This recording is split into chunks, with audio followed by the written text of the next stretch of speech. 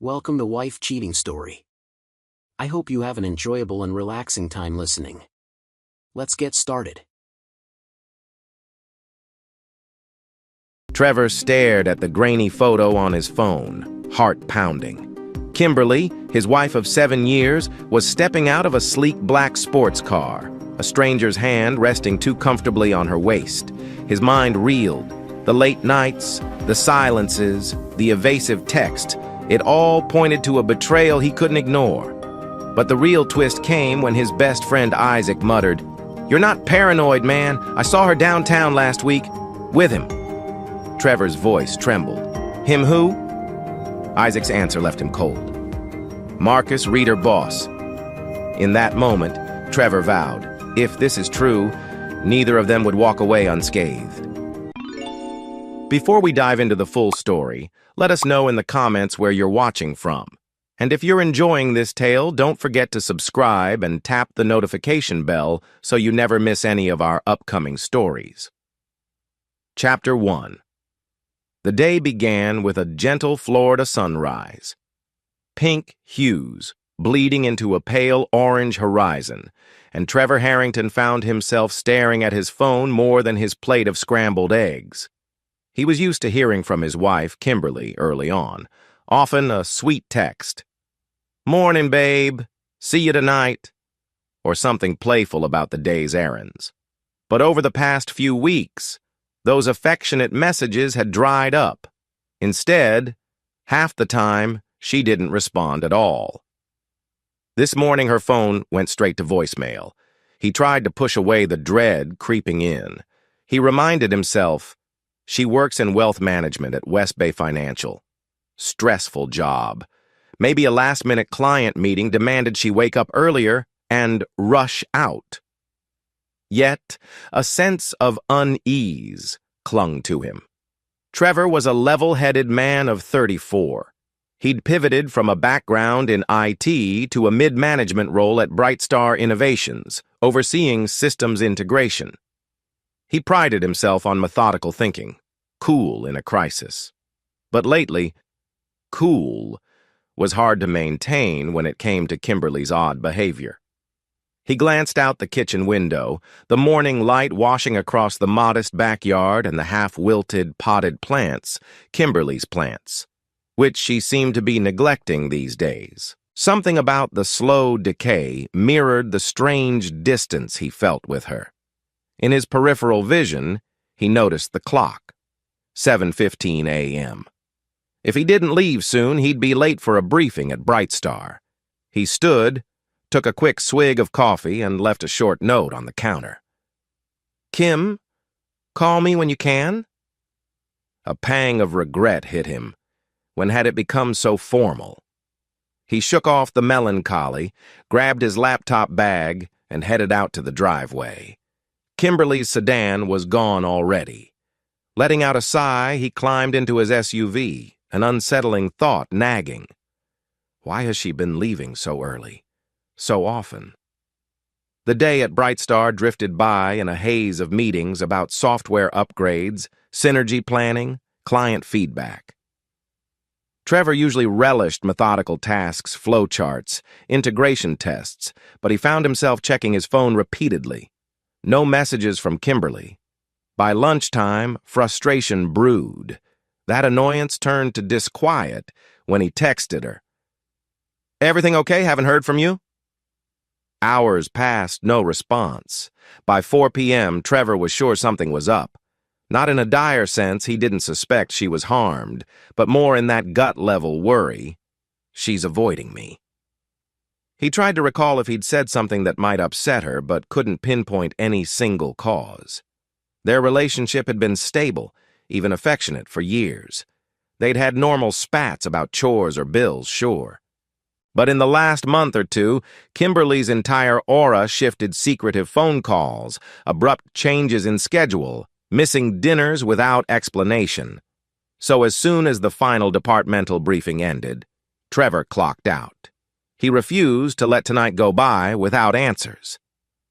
Driving home, under a brilliant sunset, he mused on how a few tiny details can blow up into a giant red flag. The phone going off at odd hours, hushed calls, Kimberly excused herself to take in the backyard. References to client demands that never fully lined up with the actual times she'd vanish. Maybe it was all innocent, but the anxious knot in his gut said otherwise. He pulled into the driveway, noting her sedan was not there. Again. Just an empty space where she usually parked. Trevor frowned. So she's not home yet, or maybe still out with a client. The garage door squealed open. He stepped inside a quiet house. The familiar warmth felt hollow. He found a half-finished glass of water on the dining table, her usual morning routine of leaving items behind. The day had begun with a missing text. It was ending with a missing wife. He let out a long breath, pulling out his phone to call her one more time. Straight to voicemail again. He set the phone on the counter and glared at it, anger simmering. Then, as if the universe conspired, the doorbell rang. Trevor opened it to see Isaac Coleman, his best friend, a real estate broker, and a man who wore cynicism like a second skin. Isaac was 35, divorced, and often warned Trevor about the illusions of marriage. "Evening," Isaac said, stepping in without waiting for an invitation. His gaze darted around the empty living room. "Where's Kim?" Trevor gave a wry shrug. "Good question." Isaac studied him a moment, reading the tension in Trevor's stance. "She's been acting weird, huh?" Trevor bristled. "You noticed?" "Hell yeah," Isaac replied, dropping onto the couch. "Saw her last week at that new lounge downtown claiming she was with a client, but the vibe was off." Trevor's heart thumped. "Off how?" Isaac gave a half shrug. "She was jumpy, left in a hurry when I approached. This was after 9 p.m., not typical for someone just finishing a client dinner. I didn't want to stir paranoia in you, but man, I'm worried." Trevor folded his arms, staring at the silent phone. "Me too." They chatted a while, Isaac pushing him to confront her, Trevor insisting he needed clarity before any blow-up. Then Isaac left, offering, "Call me if you need anything." By 11 p.m., Kimberly still hadn't returned. Trevor ate a cold sandwich, refused to let panic set in, and tried to watch some mindless TV. The house felt lonely. Around midnight, he heard her sedan in the driveway. She entered in a swirl of perfume oddly strong, not her usual brand. She avoided his eyes, muttered a greeting, "Sorry, got tied up," and disappeared into the shower. No explanation, no mention of the meeting. Trevor sat on the couch, fists clenched. This was the first time he truly thought she might be cheating. The notion cut deep. A swirl of heartbreak and anger coiled in his chest. The hush in the house became oppressive. Her footsteps overhead, a painful reminder. He resolved not to charge in yelling, but to gather facts methodically like an integration test at work. He'd sniff out the lies, piece together the puzzle, and if it was indeed an affair, he'd handle it decisively. Finally, after her shower, Kimberly barely glanced his way, muttering, "I'm exhausted," then retreated to the bedroom. Trevor's phone remained silent, the day's unanswered calls glaring at him like an omen. He stared at an old wedding photo perched on the mantel. They looked so happy, radiant in love. He wondered how that had eroded into this hushed, cryptic tension. Jaw set, he switched off the lights. He'd find the truth, even if it destroyed everything. Chapter 2. When dawn arrived, Trevor woke to an empty bed. Not a huge surprise. Kimberly had begun rising early, claiming client breakfasts or urgent paperwork at West Bay. He stared at her rumpled side of the bed, feeling a hollow pang. The morning sunlight cut through the blinds, illuminating dust motes floating in the air. Their bedroom felt like a stage abandoned mid-play. He dragged himself up, brewed coffee, his mind stuck on last night's near-silent confrontation. She'd come home, practically avoided him, and offered zero details. This wasn't how a loving marriage functioned. He recalled Isaac's warning, "Don't bury your head in the sand. She's acting suspicious. Do something." Trevor inhaled the aroma of coffee, deciding he would do something today. He hopped online, quickly searching for reputable private investigators in the area. One name popped up repeatedly with stellar reviews: Fiona Brooks, ex-cop, known for discretion. He jotted her number, already planning an afternoon call, but first he needed to see if he could glean anything from Kimberly's behavior at her workplace. Trevor had a half day of tasks at Bright Star, but he'd try to slip out early and do a little recon. By 8:30 a.m., he was in the office, scanning through some routine integration tickets, occasionally drifting off in thought. What if she's meeting someone else? Or is it purely work? Could I be paranoid? He hated the sense of doubt, but the mounting evidence was too strong. By midday, he'd cleared his tasks, told his supervisor he had personal business, and left. Driving across town to West Bay Financial, he felt his heart thump in an unsteady rhythm. At West Bay's sleek tower, the lobby reeked of polished marble and corporate efficiency. He approached the front desk. "Hi, I'm Trevor Harrington. I'm here to see Kimberly Harrington." The receptionist wore a polite but distant smile. "Kimberly Harrington, let me check she's currently out with Mr. Marcus Reed for a client lunch appointment." "Should I let them know you stopped by?" Trevor forced a neutral expression. "No, thanks. I'll come back another time." He walked out, stomach churning. So she and Marcus Reed were out at a closed-door lunch. The name rang a bell. Some senior VP at West Bay. Trevor had heard Kimberly mention him in passing. "Marcus is my boss. He's pushy but brilliant." He stepped onto the sidewalk, squinting in the midday glare. Marcus. Could that be the man texting her, monopolizing her nights? He swallowed the bitter taste of suspicion. No proof yet, but he was certain something was rotten. On a whim, Trevor circled the block, deciding to check a known upscale bistro a few blocks away. Sometimes he'd accompanied Kimberly there for client lunches in the past. Parking across the street, he scanned the patrons on the sidewalk. His heart jerked when he spotted Kimberly stepping out of a sleek black sports car, accompanied by a tall man in a tailored suit, Marcus Reed, presumably. The man's hand briefly touched Kimberly's waist in a too-familiar gesture. She didn't protest or shove him away. Instead, she gave a small, tense smile.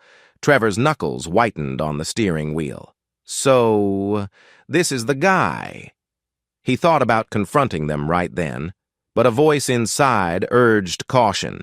He needed proof, and a heated scene on a public sidewalk might blow up in his face, with them gaslighting him or claiming it was innocent. He snapped a quick photo with his phone grainy, but enough to show them together. He drove off, fists clenched around the wheel.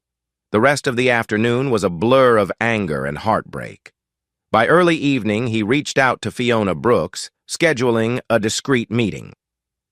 In a small cafe on the outskirts of the city, he found Fiona early 40s, sharp-eyed, with a confident posture that screamed ex-law enforcement. She sipped tea, stood to greet him with a firm handshake. "Trevor Harrington, I got your message." He slid into the booth, voice subdued. "I need answers. My wife is, I suspect, an affair, possibly more." Fiona nodded, no judgment in her gaze. "I handle discreet investigations. You want photographic evidence, call logs, everything?" Trevor inhaled, nodding. "Yes. And if there's anything bigger, like financial wrongdoing or blackmail, I need to know." Fiona raised a brow, intrigued. "That's more than a standard affair request. I can do it, but it might get complicated." "Money's no issue," Trevor replied, finality in his tone. "I want the truth." They laid out a plan. Fiona would tail Kimberly discreetly, gather photographic and possibly audio evidence if it pointed to illegal activity. She recommended Trevor keep a low profile, not tipping Kimberly off. Trevor shook her hand, heart pounding with a twisted mixture of dread and relief. He was hiring a PI to spy on his wife. The simple fact hammered home how dire things had become. That night he returned home to find the house quiet, lights off. Kimberly's sedan in the driveway. He stepped inside, flipping on the living room lamp. She sat on the couch, scrolling her phone, an anxious look flickering across her face when he entered. "You're home late," she mumbled, avoiding eye contact. Trevor forced a measured smile. "Had a busy day." "You?" She shrugged, phone still in hand. "Work stuff." The tension crackled. He wanted to demand details, Marcus. Where did they go for lunch? Why so many secrets? But he reminded himself, don't blow your cover. Let Fiona do her job. So he merely responded, "Sure, I'm grabbing a quick shower," and walked away. Her expression was a swirl of guilt or maybe annoyance. Hard to read. In the shower, hot water cascading, he leaned his forehead against the tile, feeling the heartbreak swirl. Could it be blackmail? Or is she willingly betraying me? He resolved to see it through with unwavering calm. If she was cheating, he'd make them both pay in a way they'd never forget. Chapter 3. 3 days later, Fiona Brooks called Trevor with a cryptic but urgent tone. "I've got preliminary findings, let's meet." They settled on a discreet diner on the city's west side, far from West Bay or Bright Star. Trevor arrived first, sipping black coffee and trying not to fidget. Moments later, Fiona strode in, sliding into the booth across from him.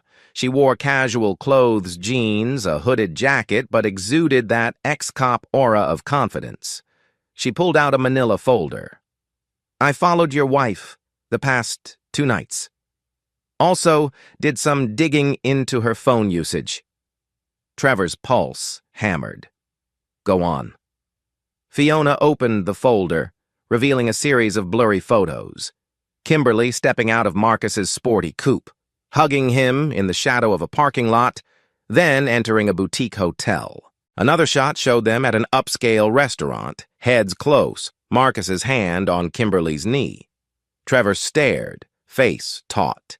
It's real. The heartbreak flared, but so did a cold, methodical anger. "This is from last night," Fiona murmured, tapping a specific photo. Kimberly, wearing a tight black dress, Marcus leaning in as they stepped into the hotel lobby. They stayed roughly an hour, parted ways. She left alone. An hour in a hotel. The implications made Trevor's stomach churn. He flipped the page, saw phone logs, messages from an unknown number, likely Marcus, with short lines like, "Meet me, don't be late," or, "I have something for you." Trevor swallowed thickly. "So they're definitely physically involved?" Fiona nodded. "Yes. Or at least, from the outside, it looks like a full-blown affair. But there's more. I found hints that Marcus might be using her for some illegal dealings. Hard to confirm yet." Trevor's mind reeled. "Illegal how?" Fiona explained that Marcus was rumored to launder funds through certain West Bay accounts, and the text references suggested Kimberly was forging or signing documents. She might be an accomplice or a victim.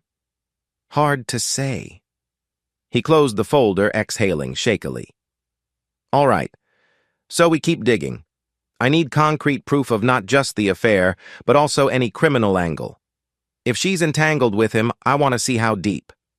Fiona agreed, eyes steady. "You sure about this? The more we uncover, the uglier it might get." Trevor's jaw set. "I'm sure." No more illusions. He paid the diner bill. They parted ways, Trevor's mind swirling with bitterness and heartbreak. He'd known the evidence would hurt, but seeing those photos stung like acid. That evening, he tried to maintain composure at home. Kimberly arrived around 9 p.m., claiming meetings ran late, wearing faint traces of sweat and a whiff of cologne that wasn't hers. She barely acknowledged Trevor as she headed to the shower. He forced a calm demeanor, quietly preparing dinner for one. As the water upstairs ran, he stared at his phone, flipping through the hotel photos Fiona had shared digitally. So she's lying to my face, sleeping with a cunning boss who might be blackmailing her. Or maybe she was an active participant.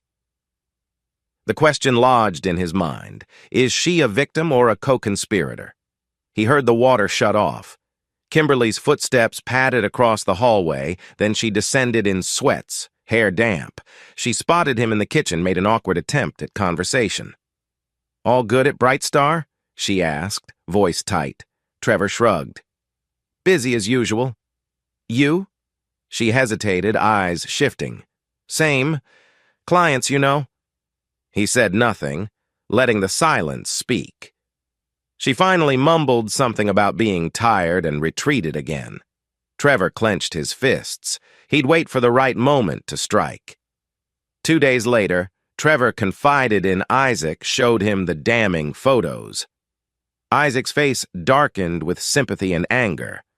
"That piece of shit boss. Man, if you need me to confront him, just say the word." Trevor sighed, sipping a beer. They were in Isaac's living room, the TV muted. "I get the impulse, but a direct confrontation might blow up. He's got resources, possibly criminals behind him, if these laundering rumors are true." Isaac's brow furrowed. "So what's next?" Trevor stared at the bottle in his hand. "I keep collecting intel, building a case. If she's being blackmailed, maybe I can flip it on him. If she's willingly cheating, well, I'll handle that too. I refuse to be the naive husband who just yells. I'll take him down, and if she's complicit, I'll take her down as well."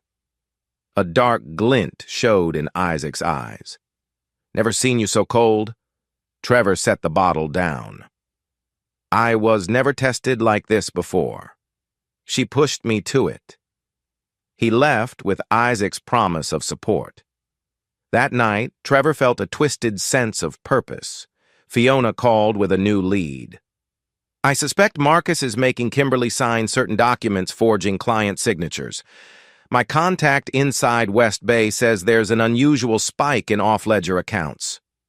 Trevor's stomach churned. "Which means Kimberly's not just sleeping with him, but helping commit financial fraud? Or he's forcing her," Fiona clarified. "Either way, from an outside perspective, she's deep in wrongdoing.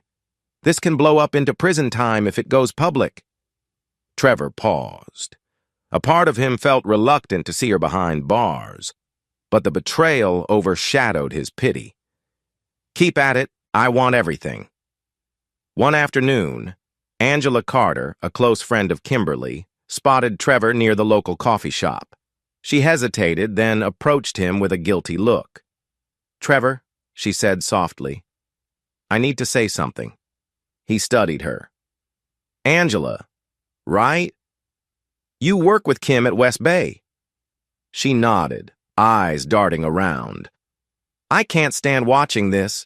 She's in deep with Marcus. He's not just a normal boss, he's dangerous. He coerces employees. Kim might be one of them. I tried telling her to go to the police or talk to you, but she refuses." Trevor's jaw tightened. "Any proof?" Angela bit her lip. "All I have is rumors. I see them in closed-door meetings, then she comes out looking shaken. But I'm worried for her. Marcus is a predator." Trevor's voice went cold. "Thanks for letting me know. She's not exactly telling me the truth. I'll handle it." Angela squeezed his arm in earnest. "Please, just try not to judge her too harshly. She might be stuck." He pulled away gently. "Stuck or not, she's lying. But thanks." Angela left, looking conflicted. Trevor felt a swirl of compassion for Kimberly if she was truly threatened by Marcus, but it didn't erase the betrayal. That night, the tension at home soared. Trevor cooked a simple pasta, placed 2 plates at the table. Kimberly arrived at 9:30 p.m., barely said hello. He insisted she sit, sharing a meal, hoping to glean any hint of confession. She poked at her food, hardly eating. He finally asked, "Long day?" Her eyes flicked up, guarded. "You can say that." He inhaled. "Look, Kim, if something's going on at work, something you can't handle, tell me. I can help." She tensed, almost as if considering a confession, then forced a tiny smile. "I'm fine, Trevor. Just heavy workload." He set down his fork. "I know you're lying." Her gaze snapped up, panic in her eyes. "What?" He softened his tone, controlling the swirl of anger. "We're married. I see how you come home. Your phone blowing up. The cologne on your clothes. The late nights." She took a shaky breath, then scoffed. "You're paranoid." He stared, letting silence press in. She rose abruptly, claiming she needed a shower. He watched her go, fury pulsing. She refused to open up, so the evidence-based approach would continue. The next day, Trevor visited his attorney friend, Jared, who specialized in family law. They sat in Jared's small office, dusty law books lining the shelves. Trevor explained the suspected affair, potential blackmail, potential criminal activity. Jared leaned back, whistling low. "That's intense. If you want a divorce on grounds of adultery or fraud, gather all the evidence you can. Photos, financial records, texts. Also check joint accounts. If she's forging your name or funneling money to Marcus, protect yourself financially." Trevor nodded. "I do want that protection. I'm also considering the possibility of bigger legal trouble if she's an accomplice to Marcus's crimes. I don't want to be liable for her wrongdoing." Jared assured him they could draw up protective measures, removing joint signatory privileges, freezing certain shared accounts if needed. "But be certain of your next move, Trevor. A false step could complicate everything." Trevor left, a swirl of determination overshadowing any lingering heartbreak. Fiona found further evidence that hammered a nail in the coffin. Several restaurant receipts for lavish dinners with times that matched nights. Kimberly claimed she was swamped at the office. The signatures were split between Marcus and Kimberly, or just Marcus, but always for 2 people. One receipt in particular stung. A romantic dinner at a posh rooftop lounge, complete with a couple's dessert platter. Fiona's notes read, "Seen hugging on the balcony, 10:45 p.m. Trevor stared at the itemized bill in disbelief. They'd ordered an expensive bottle of champagne, caviar, decadent desserts. Meanwhile, he'd spent that evening alone, microwaving leftover pizza. At home, Trevor tried to remain outwardly calm. He came in from a late meeting at Bright Star, found Kimberly rummaging in a kitchen drawer. She jumped when she noticed him, dropping a small envelope. He caught a glimpse of documents looked like client statements from West Bay. She hastily stuffed them into her purse, forcing a smile. "Oh, hey. You startled me." He frowned. "What are those?" Her laugh was brittle. "Work stuff, nothing you need to worry about." He didn't press, just said, "All right," and walked to the living room, heart racing. She followed moments later, attempting small talk. He responded with monosyllables, letting her squirm. She finally shrugged and retreated upstairs. Trevor exhaled. Soon, the unstoppable wave of retribution would land. Late that night, he flicked through the hidden camera footage Fiona had placed on Kimberly's car dashboard. The small device recorded audio whenever the engine was on. Sure enough, a conversation with Marcus from earlier that day. Marcus: "I need those signatures by Friday, Kim. Don't make me escalate." Kimberly: "I'm trying, but forging these is risky. Trevor might notice." Marcus: "Then handle Trevor. You said he's clueless." Kimberly. He's not clueless, Marcus. He's suspicious. Marcus. Then be more convincing in bed, sweetie, or I'll show those pictures to everyone. Trevor's blood boiled, disgust mingling with heartbreak. The idea that Kimberly was forced or coerced into forging docs, plus sexual blackmail, it didn't fully absolve her. She could have come to him. Instead, she let Marcus degrade their marriage. He saved the recording, forwarding a snippet to Fiona for safekeeping. Lying awake, he stared at the dark ceiling. The vow he once took for better or worse felt shredded beyond recognition. She broke the trust, entangled them in possible criminal charges. The next step was clear. Gather enough to bury Marcus in a legal sense. Possibly to push Kimberly into revealing her role or facing the consequences. Trevor's heartbreak had congealed into a steely resolve. He would not be the naive husband who confronted them with raw emotion only to be gaslit. No, he'd do it with irrefutable evidence, leaving Marcus with no escape and forcing Kimberly to answer for her betrayal. He closed his eyes, bracing for the inevitable storm. The path ahead promised confrontation, legal battles, possibly even danger if Marcus played dirty. But Trevor was done with illusions. He'd fight for justice, and if that meant destroying the man who seduced and blackmailed his wife, so be it. Chapter 4. The tension reached a crescendo a week later. Trevor had spent the past days meticulously collecting data, bank statements showing suspicious activity in joint accounts, Fiona's ever-growing dossier linking Marcus to corporate malfeasance, audio recordings of Kimberly's reluctant complicity.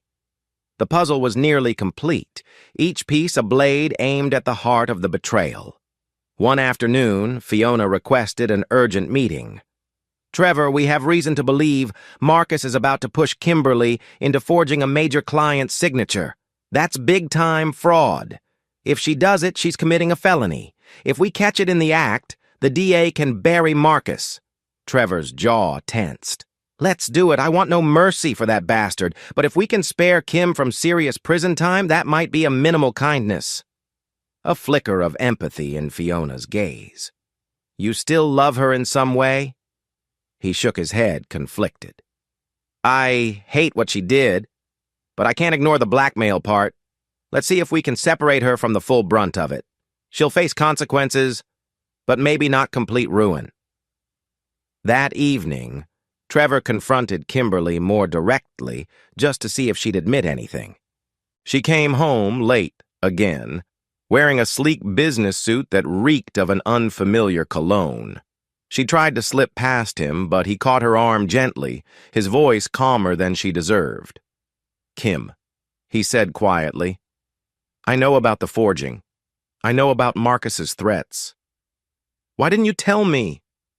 She froze, eyes darting in panic. What are you talking about? Marcus, he pressed, searching her face. He's blackmailing you into forging documents. He's using your affair as leverage, or maybe forced you to sleep with him. Why didn't you come to me for help? Her lip quivered, tears brimming. I can't. Please. You don't understand. Then make me understand, he urged, voice shaking with both anger and heartbreak. We're married, Kim. We're supposed to share burdens. Instead, you let him degrade you, and you lied to me. Tears streaked her cheeks. I was scared. He said if I told you or anyone, he'd frame me for embezzlement, ruin both of us. I didn't know how to escape. Trevor's chest tightened. So you slept with him to keep him quiet.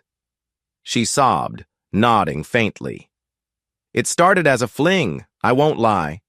Then he turned it into blackmail, threatening my career. And you. He closed his eyes, raw betrayal coursing through him. Kim, you destroyed our marriage for a fling. The blackmail came after you stepped into that hole on your own. That's the hardest part to swallow. She crumpled onto the couch, face in her hands, words muffled. I'm so sorry. But Trevor stood firm, no longer offering comforting arms. "I'm taking steps to end this. I have ways to bring Marcus down. If you have any sense left, you'll cooperate when that time comes. Otherwise," she stared up, tears shining. "Otherwise what?" He turned away. "Otherwise you'll face the law alone." She let out a ragged sob, calling his name, but he walked upstairs without replying, heart pounding, each step resonating with the finality of their shattered vow. The next day, Fiona orchestrated a plan. She had a contact in the local DA's office. If Kimberly could be caught on camera refusing to forge certain docs, or confessing how Marcus coerced her, the DA might cut her a deal while hammering Marcus. The plan required a wire or hidden camera at West Bay's offices. Trevor agreed to help. He managed to slip a small recording device into Kimberly's purse early one morning, pretending to hand her the bag with a quick kiss on the cheek, though the affection felt hollow. She left, oblivious to the microphone inside. Fiona would tail her, capturing any meeting with Marcus. If Kimberly caved and forged the doc, it'd be on tape. If she refused, it'd be on tape. Either way, the evidence would reveal Marcus's threat. That afternoon, Angela called Trevor in a panic. "Marcus is going ballistic about some upcoming client project. He's summoning Kim to a private conference room. This might be it." Trevor alerted Fiona, who parked discreetly near the West Bay Tower. She had a listening device tuned to Kimberly's hidden mic. Trevor waited at a nearby cafe, tension coiled like a spring. Time crawled. Then Fiona's message arrived. "They're in the conference room. He's pushing her to sign. She's hesitating." Trevor clenched his jaw, mind swirling. He prayed Kimberly had enough sense to refuse. Another message from Fiona. "He's threatening her with an explicit text exchange, pictures. She's in tears." Trevor felt a pang of pity. She was cornered. But had she put herself there? Yes. Still, it cut him to imagine her sobbing under that predator's weight. Finally, Fiona texted, "She signed it. Shit, I have it on tape. He's bragging about expanding the scheme." Trevor exhaled, heartbreak flaring. So she'd forged another doc. That sealed her complicity on record. The betrayal now had a criminal dimension. A swirl of intense feelings gripped him. Fury at Marcus for orchestrating this, heartbreak that Kimberly still complied despite claiming to want out. But in a twisted sense, the final forging sealed Marcus's doom. The DA could now claim an active, ongoing conspiracy. He called Isaac, voice shaking. "She forged again, man. We got it all on tape." Isaac hissed a sympathetic curse. "Damn! So it's confirmed. She's guilty too, right?" Trevor's throat went dry. "Yes, she is. But maybe the DA will see the blackmail factor. I don't even know how to feel. I want them both to pay, but I also don't want her rotting in prison." Isaac's tone softened. "Trevor, you're a better man than me. I'd let her rot." Trevor ended the call, mind heavy. That evening, Kimberly came home, face pale, tear tracks on her cheeks. She seemed on the verge of speaking, but Trevor simply stated, "I know what happened at West Bay. I know you forged another doc for him." Her eyes widened, realization dawning that he had some inside knowledge. She began sobbing. "I'm so sorry, I was too scared to refuse. He threatened to release the pictures, frame me for more." Trevor's voice was low, controlled. "You think that justifies it? You could have come to me or the authorities?" She shook her head, tears dropping. I messed up so bad." He watched her collapse onto the couch again. The same tears as always, but now he had a plan. He knelt, lifting her chin just enough to meet his gaze. "If you want any hope of escaping jail, you'll cooperate with me and the DA, understand?" She sniffled, nodding. "What do I have to do?" He stood, arms folded. "Confess everything. Marcus's blackmail, the forced forging, the affair. Let us record it. Then we'll feed that to the DA. Possibly they'll give you a plea deal." Her eyes brimmed with dread. "And us?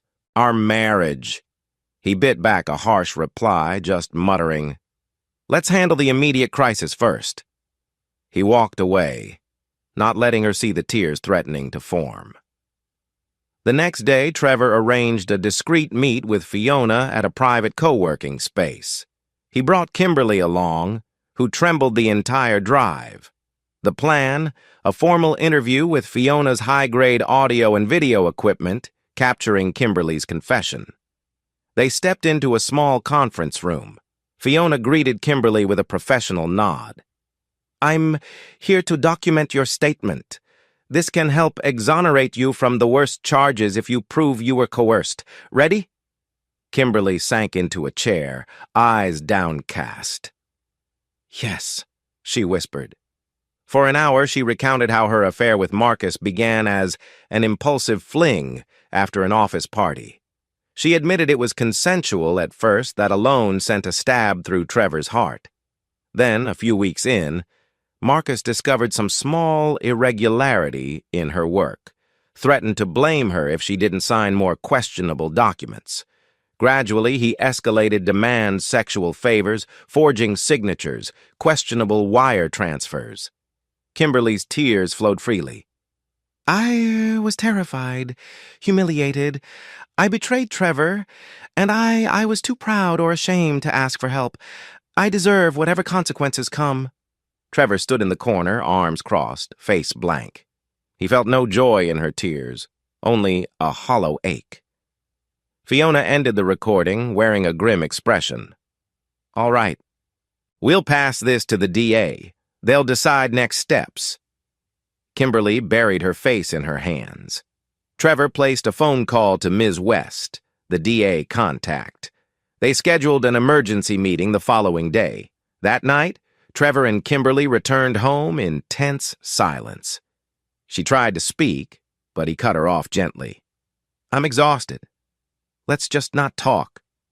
She hung her head, nodding, then trudged upstairs. Once alone, Trevor sank onto the living room couch, gazing at the photo frames on the mantel. Their wedding day. A beaming bride and groom. A younger Trevor, eyes full of love. He felt like a stranger to that naive man. He thought about how swiftly one misstep, one fling could unravel an entire marriage.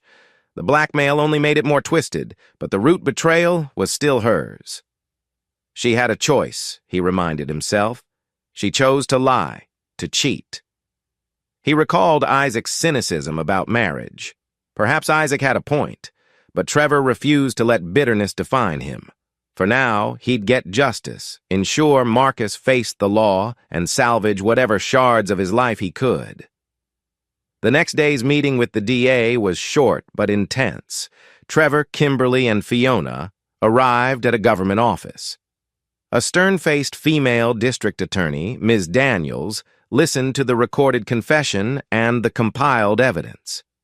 Ms. Daniels nodded, her expression solemn. "This is substantial. We can leverage it to arrest Marcus for financial crimes and extortion, plus tie him to corporate fraud at West Bay. As for you, Mrs. Harrington." Kimberly swallowed. "I know, I messed up." Ms. Daniels sighed.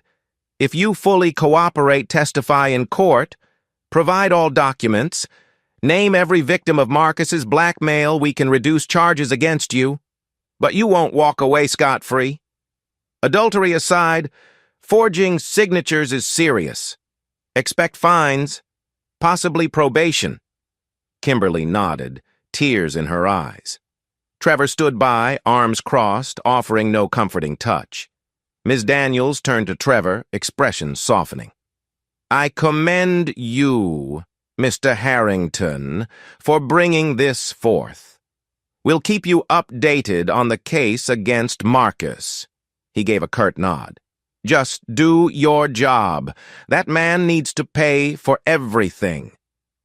That night, the house felt like a pressure cooker. Kimberly sat at the kitchen table, staring at the floor. I told them everything, Trevor. I'm so sorry. I'll do whatever it takes to earn your forgiveness. He leaned against the counter, an unreadable gaze on her. It's too late for that.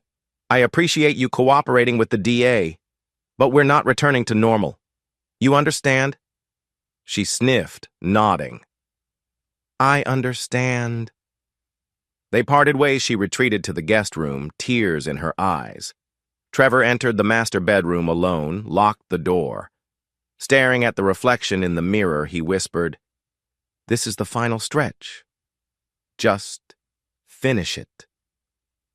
The tension, heartbreak, and quiet rage promised a final confrontation soon when Marcus faced arrest and Kimberly faced the collapse of their marriage.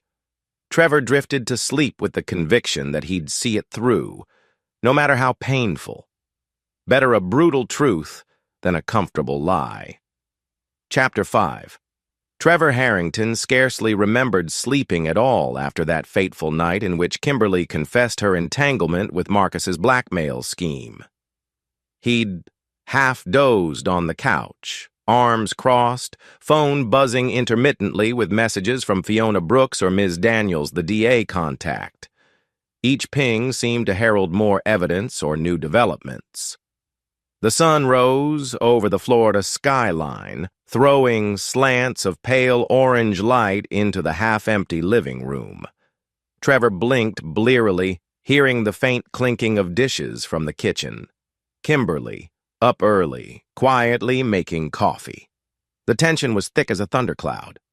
He rose, ran a hand over his stubbly chin, and walked in to find her, hair disheveled, face drawn. She offered a tentative, watery smile like she was clinging to hope that their marital bond might salvage something.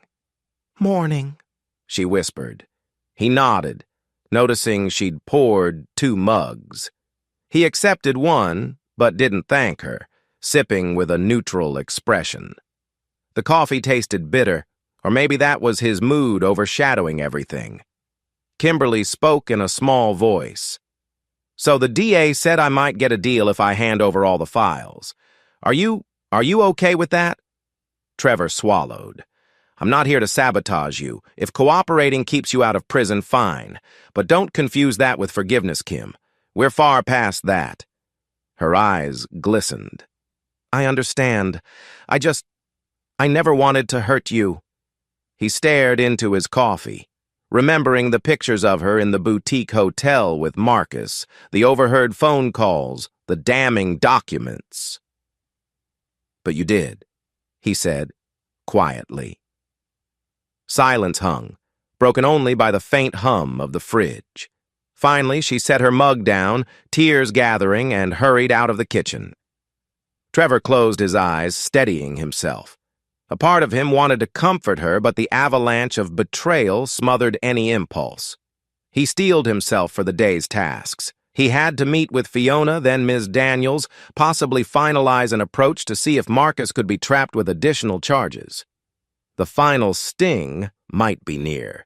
Later that morning, Fiona texted Trevor, "Meet me at the storage facility, 11 a.m. She'd hinted she had a plan to gather last-minute evidence about a new financial transaction Marcus had scheduled. Trevor arrived at a nondescript row of storage units on the outskirts of town. Fiona's black SUV already parked outside. He found her inside one of the units, which she'd transformed into a makeshift command center table, laptop, some surveillance gadgets. She greeted him with a curt nod, ex-cop seriousness in her gaze. "Trevor, got a tip from an inside source. Marcus is meeting an associate from West Bay at a private club tonight. Word is they'll finalize a major wire transfer. If we can catch it on record, we tie him to explicit fraud beyond just blackmailing Kim." Trevor felt a grim satisfaction. "Let's do it. So how do we set this up?" Fiona smirked. "The club is exclusive. But my source can slip me in as staff. You can blend in as well, maybe pose as a new investor. We rig audio near their booth." He hesitated. "That might risk me showing my face. If he sees me, he'll bolt. She waved a hand. "We'll place you in a corner table, partially obscured. We only need you to confirm his presence. Maybe signal me if Kim tries to intervene. Don't worry if done right, he won't spot you until it's too late." Trevor's jaw set. "All right, tonight then."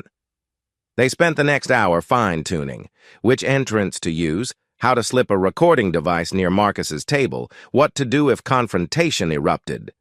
Trevor felt a swirl of nerves, but also a quiet surge of adrenaline. This is it nailing Marcus with ironclad evidence. In the early afternoon, Kimberly messaged Trevor a single line. "We need to talk tonight. Important." He stared at the text, tension flaring. Tonight's the stakeout. Maybe she suspects something. He replied curtly, "Busy? Tomorrow." No immediate response from her.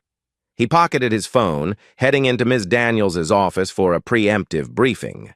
Ms. Daniels was a sharp-eyed, middle-aged prosecutor with a crisp navy suit. She gestured for Trevor to sit. "Fiona mentioned you're going undercover to gather final evidence. I'm not sanctioning it officially, but if you get me something solid, we can expedite an arrest warrant for Marcus." Trevor nodded. "I understand the risk. I just want him cornered, so Kim doesn't have to live under his threat." The words tasted bitter in his mouth, referencing Kimberly's well-being, but he pressed on. Ms. Daniels gave him a measured look. "Trevor, let me be frank. Your wife's admitted guilt in forging documents. She'll face charges, albeit reduced, if she testifies. Marcus, though, deserves the brunt of it. Just keep yourself safe." He left with a sense of a final puzzle piece sliding into place. Tonight could bring everything crashing down. That evening, he prepared at home, ignoring Kimberly's presence. She hovered near the hallway, possibly wanting to ask where he was going, but he brushed past her, muttering, "Late meeting with associates?" Her eyes looked haunted. "Trevor." He paused at the door, not turning back. "Tomorrow," he repeated, stepping out. The weight of heartbreak pressed on him, but he locked it away behind a door of cold resolve. He drove to the designated location, a private club named Crescent Lounge, known for hosting VIP finance gatherings. Fiona had arranged passes. Isaac insisted on tagging along for backup. Trevor agreed, albeit warily, telling him to keep a low profile. They arrived near dusk, the club's neon sign flickering against a sky bruised with impending night. Fiona was already inside, posing as a newly hired server. She'd texted them a floor plan, marking the booth Marcus was expected to use. Trevor parked around the corner, gave Isaac a tense nod. "Let's do this." Isaac exhaled, replying, "Ready whenever you are, man." Inside the Crescent Lounge, dim lighting and plush seating created an atmosphere of hush-hush deals. A sleek hostess escorted Trevor and Isaac to a table near the back, per Fiona's instructions. Trevor wore a simple blazer and collared shirt, while Isaac dressed likewise. They ordered minimal drinks, eyes scanning the entrance. Around 8 p.m., Marcus Reed sauntered in with a confident stride, accompanied by two men in suits likely West Bay colleagues or co-conspirators. They settled into a booth not far from Trevor's vantage point. The low overhead lamps cast Marcus's sharp profile in flickering shadows. He looked casual, yet in control, wearing a smug half-smile. Trevor's pulse hammered. He recognized the man from Fiona's photos and the brief glimpse outside West Bay.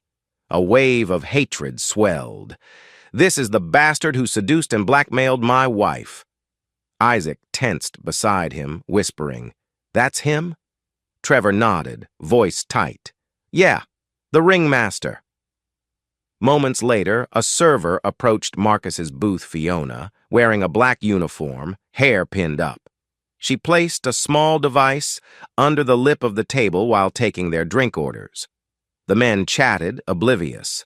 Trevor felt a pang of admiration for Fiona's boldness.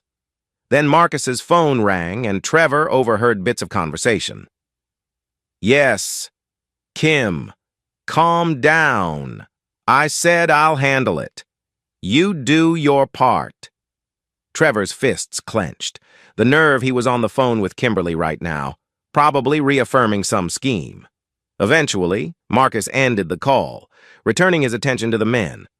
Isaac shot Trevor a side glance, reading the fury in his posture. Trevor forced himself to remain still. The plan was to record everything. For the next hour, Trevor pretended to sip his drink, half listening to the lounge's subdued music. He glimpsed Fiona in the reflection of a mirror behind the bar, discreetly capturing more footage from a vantage point. At one point, Marcus leaned forward with a folder of documents, hushed but intense. Trevor angled his ear, straining to catch words. "Marcus, we move the funds through these dummy accounts. I have my girl at West Bay sign off. She's fully in line." "Man 1, you sure she won't squeal? The compliance team might sniff around." "Marcus, she won't squeal. I have leverage on her. She's too deep to back out." Trevor swallowed. This was it. Marcus openly admitting to using his girl for shady transactions. Kimberly's face flashed in Trevor's mind, her tears, her entrapment. Still doesn't absolve her affair, he reminded himself, but it confirmed her blackmail narrative. Another snippet. Marcus. As for the Harrington husband, he's clueless. Even if he suspects, I'll bury him with the affair scandal. I have pictures, personal recordings. Man. 2. If he tries anything, we can handle that too, right? Marcus. Of course. My men already took care of bigger problems. One phone call is all it takes. Trevor's pulse pounded so loud he worried the group might hear it. Isaac's face hardened, fists flexing under the table. Trevor placed a hand on Isaac's arm, silently warning him to stay calm. They had everything on tape, Marcus bragging about illegal deals, threatening Trevor. This was gold for the DA. When the men finished, Marcus left a wad of cash for the tab, then rose. Fiona signaled Trevor with a subtle nod. The device had captured enough. She'd retrieve it once they departed. But as they turned to go, Marcus paused, scanning the lounge. For a split second, Trevor feared he might lock eyes with them.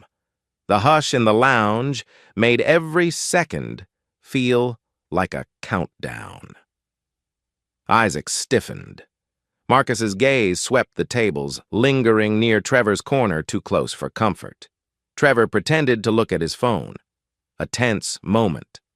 Then one of Marcus's associates tapped him on the shoulder, muttering something.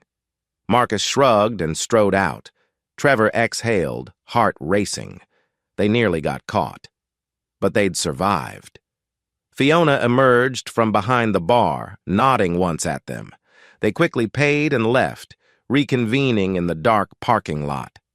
"That was close," Isaac muttered, wiping sweat from his brow. "My God, I wanted to punch that smug grin off his face." Fiona smirked. "We have enough to bury him. Let's get this to Ms. Daniels. Nice work, guys.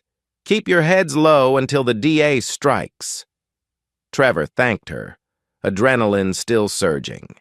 He parted ways with Isaac, hopped into his SUV, and slumped against the headrest. The rage and heartbreak lingered, but a sense of triumph flickered. Marcus was cornered. Back home, the lights were off, except for one small lamp in the living room. Kimberly sat on the couch, arms folded around herself, face pale. She looked up as he entered, tension crackling. "Where were you?" she whispered. He shrugged off his jacket, ignoring her question. "Let's just say I have a plan to stop Marcus." Her eyes widened, fear and hope mingling. "What do you mean?" He set his keys down, then faced her. "I have him on tape, bragging about using you for illegal transactions. He's going to jail!" She gasped, hand covering her mouth. "God, are you sure?" "Absolutely," he said, voice steeled. "Tomorrow, the DA sees the footage. They'll likely move for an arrest warrant. Kimberly trembled with relief, a tear slipping down her cheek. So this nightmare might end. He nodded. Yes. But don't think for a second this fixes us. You still cheated, you still let him blackmail you. That can't be undone by sending him to prison. She swallowed hard, tears brimming. I know. I'll accept whatever you decide. I just want to be free from him. Trevor stared at her, sorrow twisting in his chest. Then do what the DA says. Testify truthfully. Maybe you'll get a lesser penalty. She nodded, sobbing quietly. He turned away, heading upstairs. I'm going to bed, alone. Her broken sobs echoed in the silent house. The next day, Trevor handed over the new recordings to Ms. Daniels at the county courthouse. She listened, eyes widening at Marcus's direct threats. This is more than enough to secure an arrest, she said with satisfaction. We'll coordinate a raid on his office, seize his computers. He won't slip away. Trevor exhaled. Finally. By noon, Ms. Daniels texted, Operation in progress. He might be arrested as soon as this afternoon. Trevor felt a swirl of adrenaline. He wondered if he should warn Kimberly to stay away from West Bay. Then again, she was half complicit. Or maybe working from home. He decided to text her.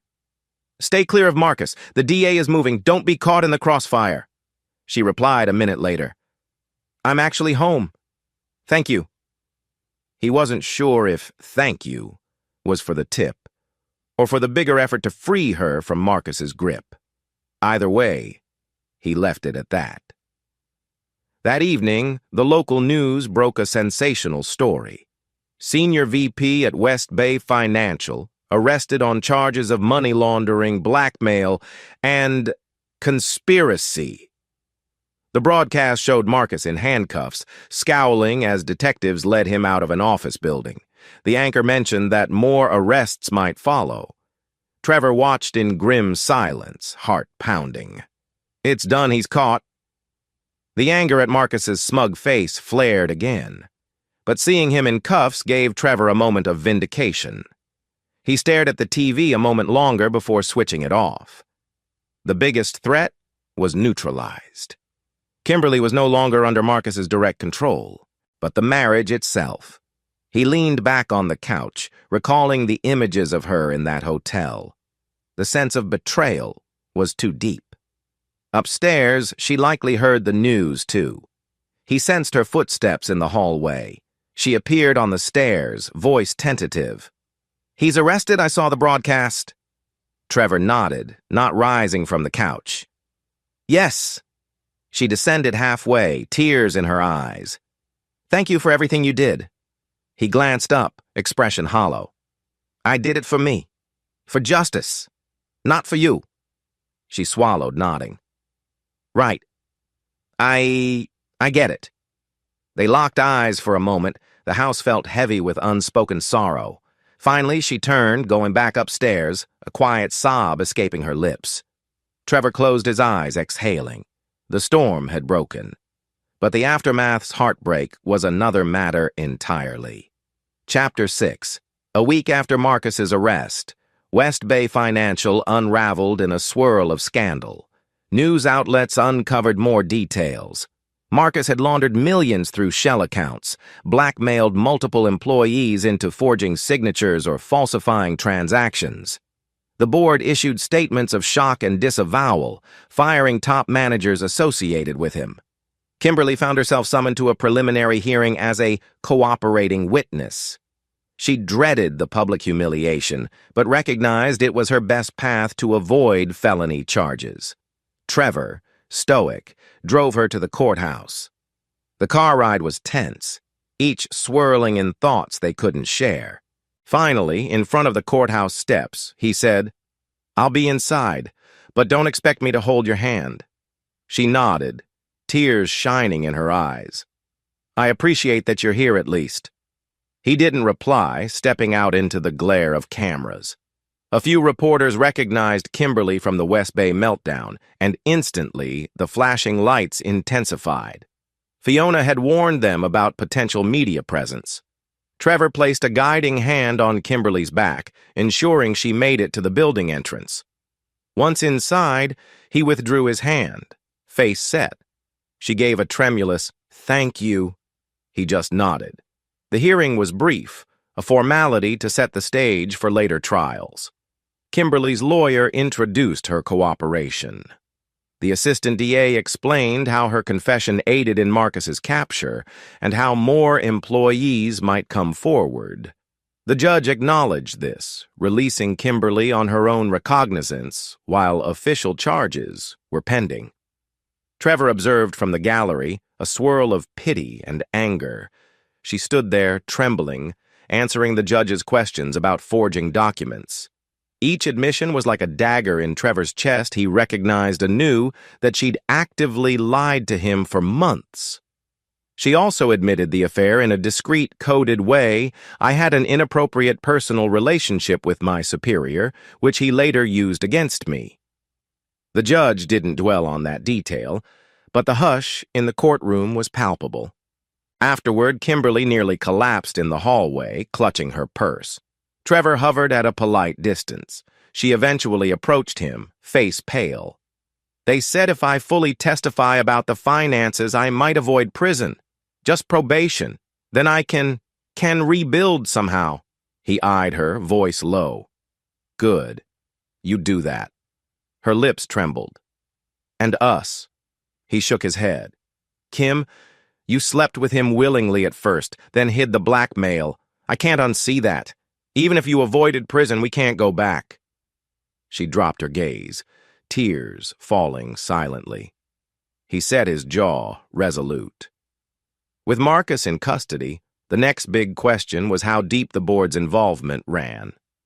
Fiona discovered certain board members might have covered up suspicious audits. The district attorney's office considered a wider-ranging indictment. For Trevor, the immediate focus was finalizing his stance on marriage. Over coffee one morning, he consulted with attorney Jared again. Jared summarized, "Given the adultery, plus possible felony conspiracies, you have strong grounds for a fault-based divorce. You can protect your assets, maybe even get compensatory claims if it impacted your finances." Trevor rubbed his temples. "What about her as a co-conspirator? If she gets a plea, is it wise for me to stay entangled legally?" Jared shook his head. "Likely not. If you want out, file now. She'll either not contest, or the court sees the affair and criminal angle. You'll likely gain the advantage." Trevor exhaled. The heartbreak stabbed him once more, but logic trumped emotion. "File," he said. "I want out. No more illusions."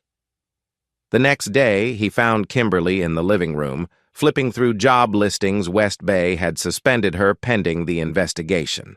She looked up, fear in her eyes. "Are you heading to work?" He nodded, placing a manila envelope on the coffee table. "This is from Jared, my attorney. Divorce papers. I'm filing for dissolution under adultery and emotional cruelty." Her face went slack, tears brimming instantly. "Trevor, please. Can't we at least talk about this?" He stood tall, emotions churning. "We talked enough. You lied for months. You let him blackmail you. You betrayed me physically and emotionally. There's nothing to save." She broke into sobs, voice trembling. "I do love you. I made a horrible mistake. Let me prove—" He cut her off gently but firmly. "No, enough. Sign them or contest them, but I'm done." She curled into herself, weeping. He lingered a moment, pity stirring, but the memory of her affair overshadowed any flicker of forgiveness. He turned and left. That night, he updated Isaac, who let out a low whistle. "Damn, man. So, that's it? You're divorcing her?" Trevor sipped a beer in Isaac's living room, eyes dark. "Yes. No going back. Even if she was blackmailed eventually, she started this. She slept with that scumbag. Isaac nodded, handing Trevor another beer. Proud of you. You're not letting her weaponize tears to keep you trapped. Trevor's gaze fell to the floor. Doesn't mean it doesn't hurt. Isaac patted his shoulder. Sure, heartbreak sucks, but you'll heal, and you're dealing a blow to that bastard Marcus. A flicker of grim satisfaction crossed Trevor's face. He's in jail, waiting trial. With all the evidence, I doubt he'll escape. Good riddance. They toasted to that quietly, the hush of the apartment underscoring Trevor's battered yet unbroken spirit. In the days that followed, Kimberly half-heartedly tried to dissuade Trevor from finalizing the divorce. She left tearful voicemails. I'm sorry, I was wrong. We can do therapy. But he ignored them. She claimed she'd sign the papers eventually, then retreated to the guest bedroom nightly, crying softly behind the door. Trevor maintained a cold civility. He wasn't cruel or loud, but any illusions of love had died. She occasionally cooked or tried to help around the house, as if gestures might fix the damage. He let her do as she pleased, but avoided heartfelt conversation. When Fiona heard about the divorce filing, she told Trevor, "It's probably for the best. A fresh start, free of her lies." He merely nodded. The swirl of heartbreak had become a dull ache, overshadowed by a sense of closure. Eventually, Ms. Daniels contacted them both, scheduling a meeting to outline trial testimonies. Marcus's lawyers had tried to post bail again, claiming extenuating circumstances. The judge refused. So the trial would proceed in a month. Kimberly's official statement was crucial in nailing the laundering scheme, while Trevor's evidence would confirm the blackmail angle. Trevor found himself seated in Ms. Daniels's office, with Kimberly once again an awkward alliance as they both cooperated to bury Marcus. The tension was thick. Ms. Daniels explained, "Kimberly, you'll testify how Marcus coerced you into forging client signatures, how he threatened to expose intimate details if you refused. Trevor will confirm changes in finances and your suspicious behavior that coincide with Marcus's demands." Kimberly kept her gaze lowered, tears threatening. "Yes, I'll do it. I just want to move on after." Trevor forced a nod, not meeting her eyes. "Same." After the meeting, Ms. Daniels said, "We'll keep you updated. The press might swarm, so brace yourselves." They left quietly, side by side, but worlds apart. That evening, Kimberly cornered Trevor in the hallway. I signed the divorce papers," she murmured, voice quivering. She handed him a sealed envelope. He took it, heart heavy. "Okay, I'll let my attorney know." She bit her lip, tears brimming. "I can't believe it's over. I ruined everything. I know. But can we at least part civilly?" He stared at her, memories of their wedding day or honeymoon swirling in painful contrast to the reality. Yes, civil, but not together. You understand that? A silent tear slid down her cheek. "I do." She retreated, and he sighed, stepping into the quiet living room. He realized how exhausted he was, emotionally wrung out. The next step was the trial, then presumably she'd move out, finalizing the end of their shared life. The next morning, a brief exchange of texts with Fiona revealed that West Bay was in damage control, placing the blame solely on Marcus, trying to distance themselves from a rogue executive. The corporate meltdown made national news. Trevor glanced at the headline on his phone. "Financial giant implodes amidst fraud allegations." He considered how far they'd come since the first days of suspicion. The betrayal, the heartbreak, the methodical evidence gathering. Now the entire scheme was collapsing, and while it didn't erase his personal pain, it ensured Marcus faced the punishment he deserved. He found some solace in that. By the end of the week, the divorce petition, was officially filed in court, awaiting a hearing. Kimberly told Trevor she'd begin looking for a separate place to stay, acknowledging it was her fault. He gave a curt nod, not wanting to fight. That night, he rummaged through a box of old memories photos of him and Kimberly during happier times, saved wedding invitations, silly postcards from trips. The pang of loss struck deep, but he methodically packed them away. That chapter is done, he reminded himself. In bed, he stared at the dark ceiling, a swirl of heartbreak and relief. He'd been strong, cunning, and unyielding in the face of betrayal. He'd discovered the truth, outsmarted Marcus, forced Kimberly to reveal her complicity. Soon the trial would seal Marcus's fate. The final stage of revenge was near. Chapter 7. A month later, the trial of Marcus Reed commenced. The Florida courthouse buzzed with reporters, curious onlookers, and some disgruntled West Bay clients who'd lost money in the scandal. News vans lined the streets, cameras aimed at the grand entrance. Trevor arrived in a plain suit, accompanied by Fiona and occasionally linking up with Ms. Daniels inside. He didn't seek out Kimberly, but assumed she'd appear with her own lawyer to fulfill her testimony obligations. In the hallway, Isaac patted Trevor's shoulder for moral support. "You good, man?" Trevor nodded, jaw set. "I have everything I need." When the trial began, the prosecution laid out a damning timeline. Marcus's repeated acts of blackmail, forging documents with employees, money laundering for shady clients, and the culminating threat to ruin or harm anyone who defied him. Each piece of evidence Trevor and Fiona had gathered secret recordings, phone logs, witness statements slotted neatly into the case. Marcus sat at the defense table wearing a crisp suit, posture rigid, his once smug face now etched with tension. Occasionally, he shot venomous glances at the gallery, presumably aimed at Trevor. Kimberly was called early in the second day of proceedings. She took the stand, voice trembling as she recounted how a consensual affair turned into blackmail. She apologized publicly for forging documents, explaining she felt trapped and terrified. The defense lawyer tried painting her as a co-conspirator using the affair to get ahead. She broke into tears, insisting she was coerced. Trevor watched from the gallery, arms folded, expression unreadable. The heartbreak flickered again, seeing her so vulnerable.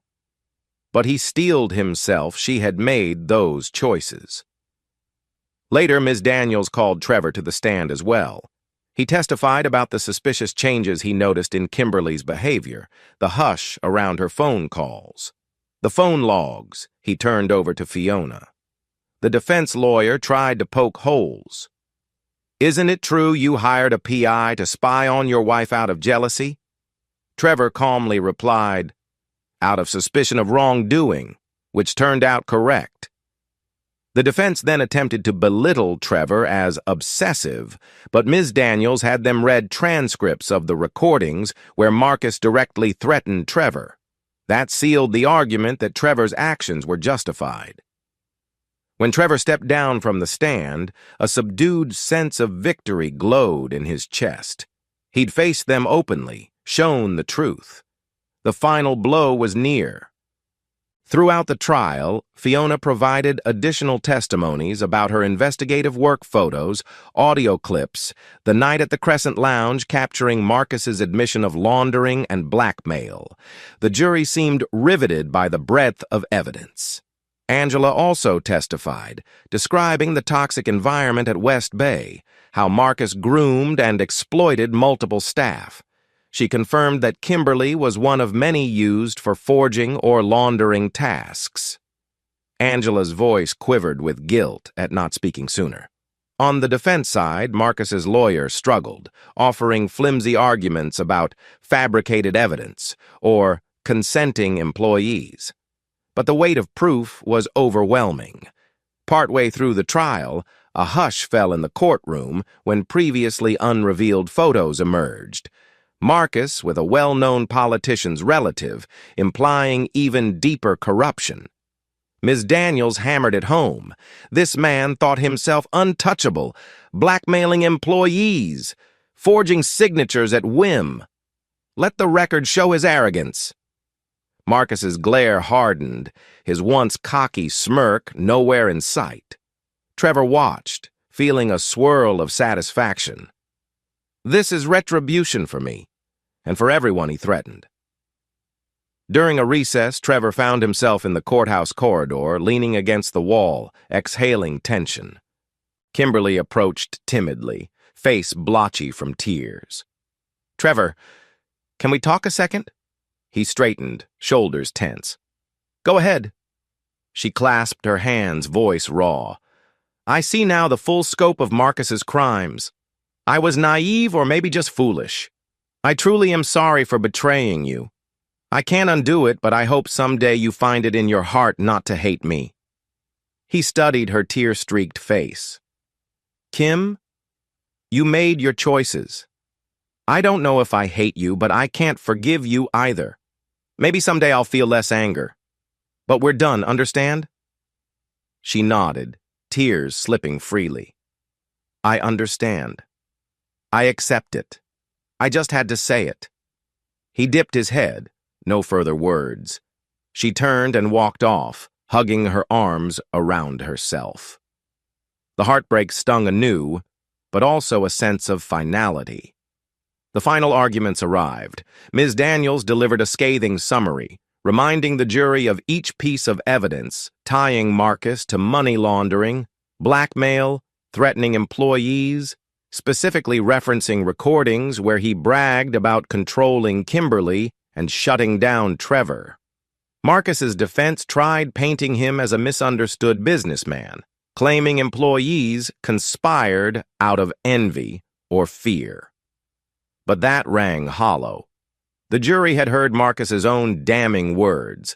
The judge's instructions were clear. The jury deliberated for a tense 2 days. Trevor spent that time mostly at Isaac's place, or quietly working from home, ignoring any attempt by Kimberly to contact him. Finally, the jury returned with a verdict: guilty on all major counts: racketeering, financial fraud, blackmail, threatening physical harm. A wave of relief and excitement pulsed through the courtroom. Marcus's face twisted in fury, cursing under his breath. The judge thanked the jury, denied Marcus's bail request, and set sentencing for a later date. Trevor felt as if a heavy cloak fell from his shoulders. The menace of Marcus Reed was done. Outside, cameras flashed, reporters clamoring for statements. Ms. Daniels gave a brief press conference, praising the courage of witnesses like Kimberly. Trevor avoided the spotlight, stepping aside, but a few journalists recognized him. He offered a single line: "Justice was served." Then he slipped away, heart pounding. In the subsequent weeks, sentencing approached. Ms. Daniels told Trevor that Marcus could face up to 25 years or more. Meanwhile, West Bay struggled to salvage its reputation. Several top executives resigned in disgrace. Kimberly's legal fate was also decided. With her cooperation, the DA dropped the most severe charges, recommending probation and mandatory restitution for her forging role.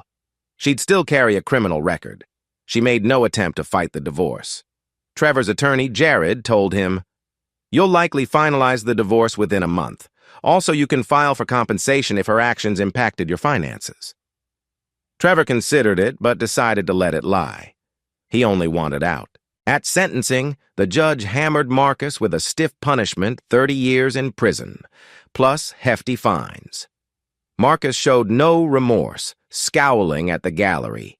If he looked Trevor's way, Trevor didn't bother to meet his gaze. In the hush of the courtroom, the gavel fell, sealing Marcus's fate. Kimberly, standing in the witness section, stared at the floor. She had avoided prison, but her name was tarnished, her job prospects bleak. Trevor felt a complicated mix of pity, anger, and relief. She'd not destroyed him in the process, at least. Outside, the media throng bombarded them. Trevor again gave no comment. Kimberly quietly slipped away, possibly with Angela. Back home, Trevor found a sense of emptiness in the quiet house. The intense drive for revenge or justice had fueled him for weeks, and now it was over. He sat on the couch, the final divorce decree lying on the coffee table, waiting for the official hearing next week. He'd already mentally parted ways with Kimberly. But the legal stamp would end it all. He thought about the vow he'd once cherished. Betrayal shattered it. Yet he took a grim satisfaction that he'd refused to be a helpless victim. He'd uncovered the truth, outmaneuvered the manipulator, and protected himself from financial ruin. He rummaged in a drawer, pulling out old photos of him and Kimberly smiling on a beach, dancing at a friend's wedding. The memories felt like they belonged to another life. With a resigned sigh, he placed them in a box, labeled it, and slid it into the corner of the closet. That night, he slept deeply, for the first time in months, without imagining Marcus's threatening smirk or Kimberly's tearful confessions. The storm had passed. A week later, the final divorce hearing was short and procedural. Kimberly didn't contest. The judge signed the decree, granting Trevor freedom from any joint liabilities, awarding him the house if he wanted it. He had no interest in it anymore. Too many memories. He planned to sell and start fresh. Outside the courthouse, Kimberly lingered, eyes swollen. She approached with trembling shoulders. "All done, I guess," she whispered. He nodded, not trusting himself to speak kindly. "Thank you," she said, voice cracking, "for everything you did, even though I wronged you." Trevor exhaled. "Get your life together, Kim. That's all." She choked a sob, gave a shaky nod, and walked away, disappearing into the swirl of people. He watched her go, a pang in his chest, but no urge to stop her. The vow they once shared lay shattered. He'd upheld his sense of self-respect, refusing to be a doormat. Alone in the bright Florida sun, he closed his eyes, inhaled a long, steady breath. The heartbreak was real, but so was the triumph of having faced betrayal on his terms.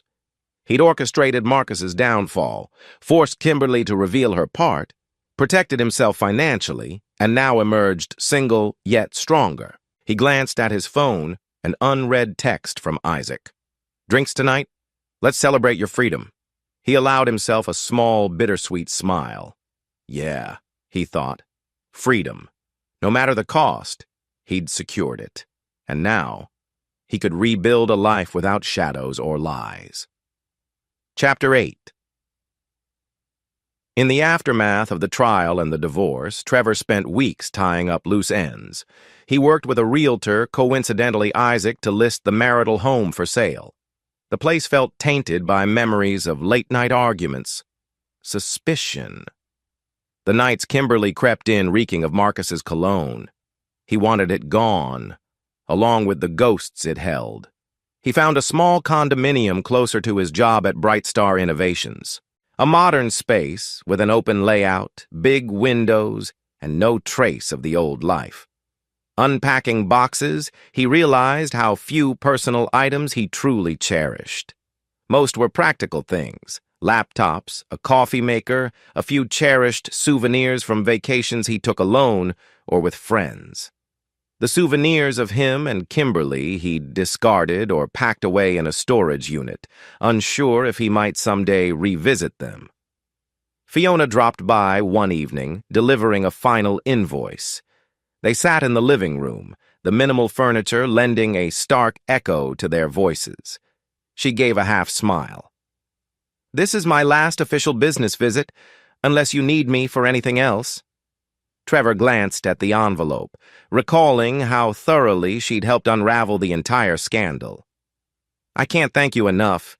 You basically saved me from a huge legal and emotional fiasco." She shrugged, a modest grin. "Just doing my job. I'm glad you got the outcome you deserved. Marcus is behind bars. Your finances are safe. You're free from that twisted marriage." He nodded, eyes reflecting a subdued gratitude. "Yeah, free. Though it still stings." Fiona's gaze softened. "You'll heal.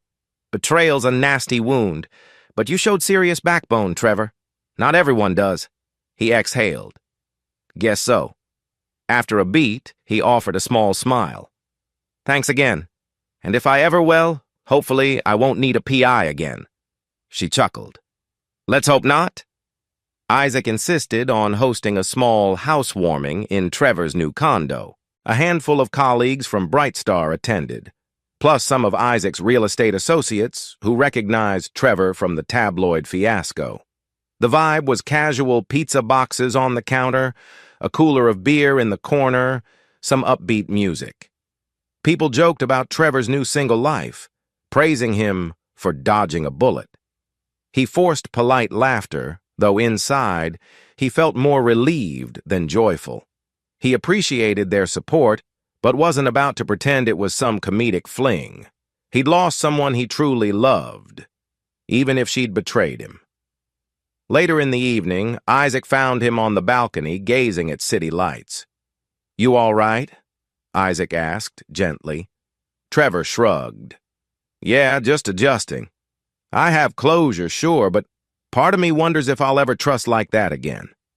Isaac leaned on the railing. "Give it time. Not all relationships end in betrayal. You just got unlucky. Or maybe it's that scumbag Marcus's influence. Either way, you're not doomed to heartbreak forever." Trevor gave a faint nod, letting the city's glow wash over him. Maybe. Kimberly had vacated the old house, taking only personal possessions. She texted Trevor a few times, updating him on her probation status, how she was rooming with a cousin in another county.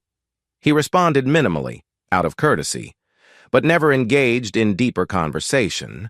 She sensed his boundary and respected it. One day, an envelope arrived from her in the mail, a handwritten letter, apologizing again, detailing her plan to attend therapy, possibly volunteer somewhere to make amends. She wrote that she hoped to repay him for any legal costs eventually. Trevor read it once, feeling a dull ache, then folded it away. "At least she's trying to redeem herself," he mused. But that path had no place in his life now. Meanwhile, Marcus faced additional charges from other employees. The swirl of lawsuits grew, painting him as a serial predator who leveraged workplace power for both sexual favors and forging documents. The final sentencing soared above the earlier expectation. 30 years turned into 40 after new evidence surfaced. The press made it a cautionary tale of corporate greed.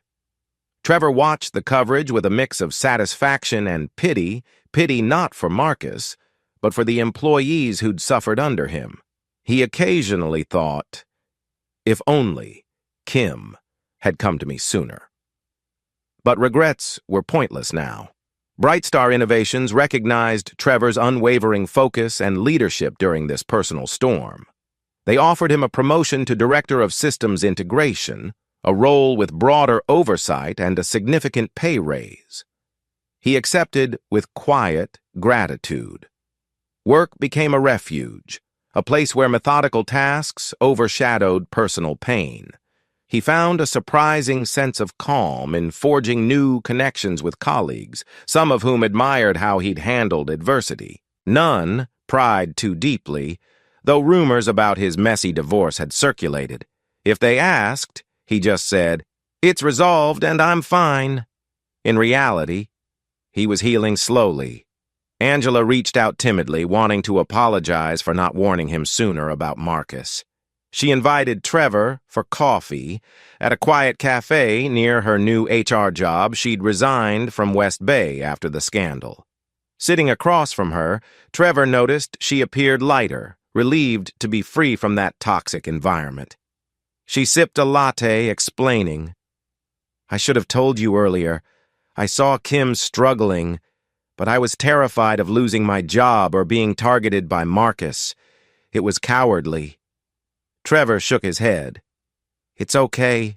You eventually helped by stepping forward. That's more than many would do. She gave a shaky smile. I'm just glad you're out of that mess. And Kim, well, hopefully she learns from it. He nodded. Same. I hope she rebuilds her life, but it won't be with me. Fiona's still a friend, though no longer employed by him, occasionally checked in.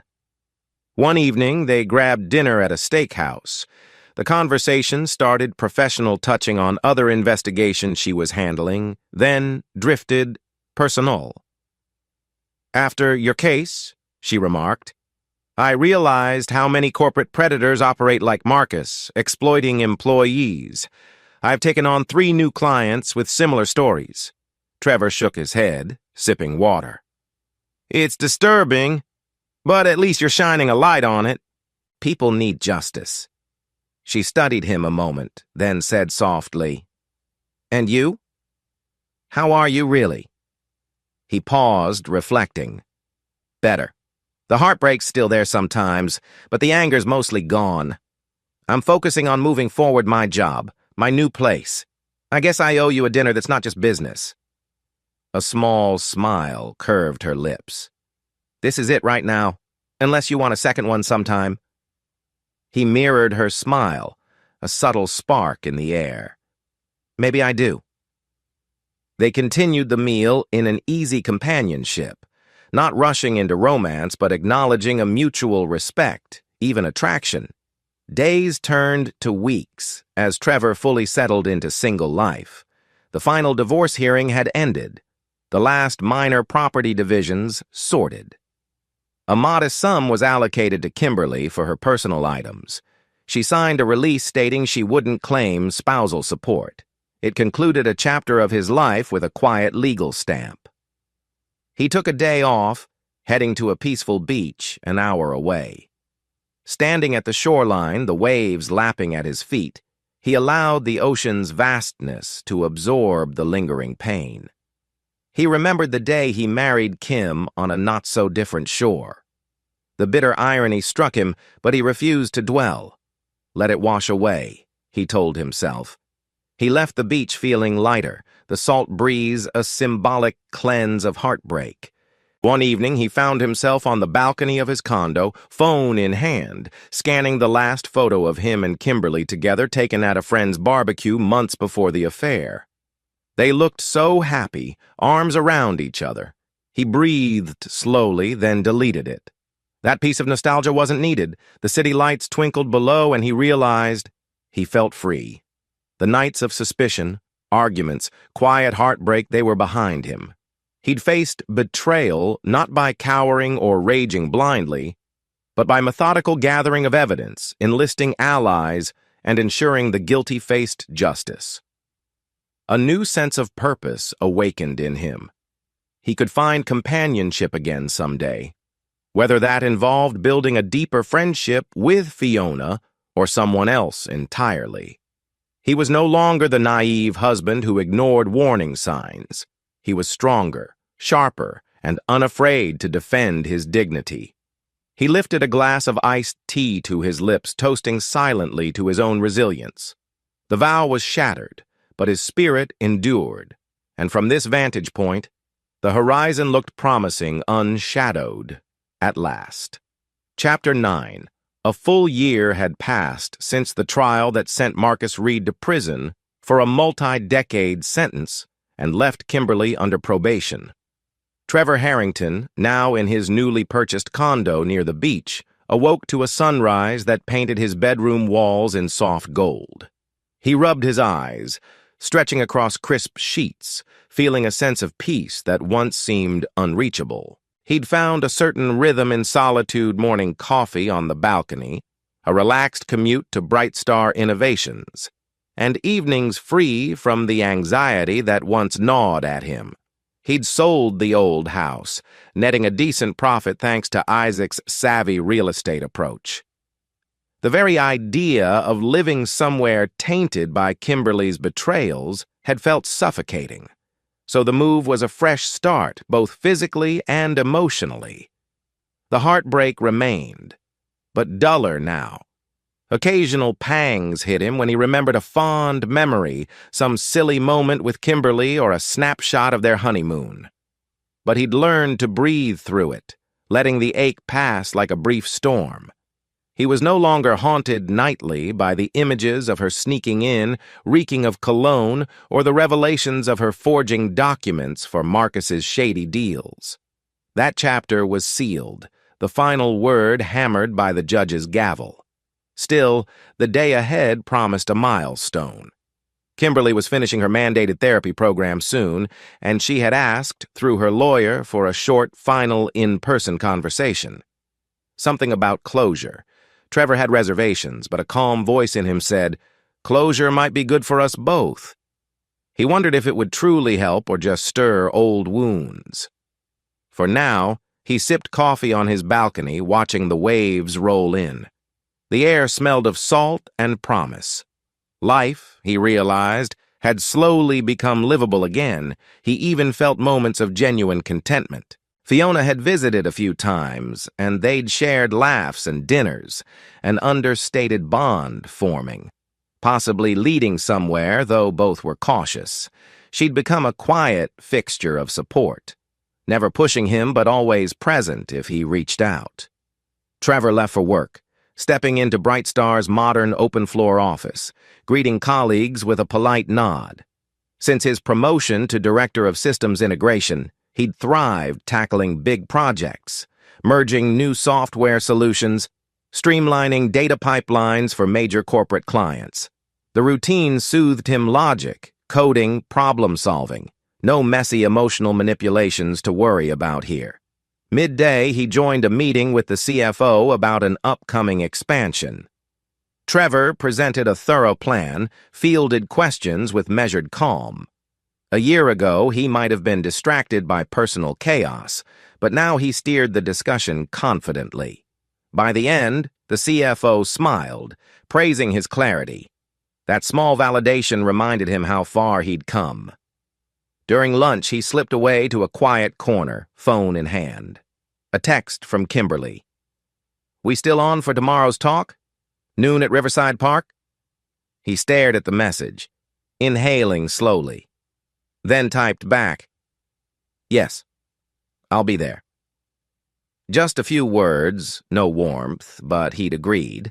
Isaac had questioned why Trevor would even bother meeting her, but Trevor believed hearing her final statements, seeing her contrition, might let him lay the last shreds of anger to rest. "I'm not naive enough to reconcile," he told himself, but letting her speak might be the final piece of closure. The next day, a gentle breeze stirred the tall oaks at Riverside Park. Trevor arrived early, parking under the shade, stepping out into dappled sunshine. He found a bench overlooking the gentle flow of the river. Birds chirped, families strolled the pathways, an older couple fed ducks near the water's edge.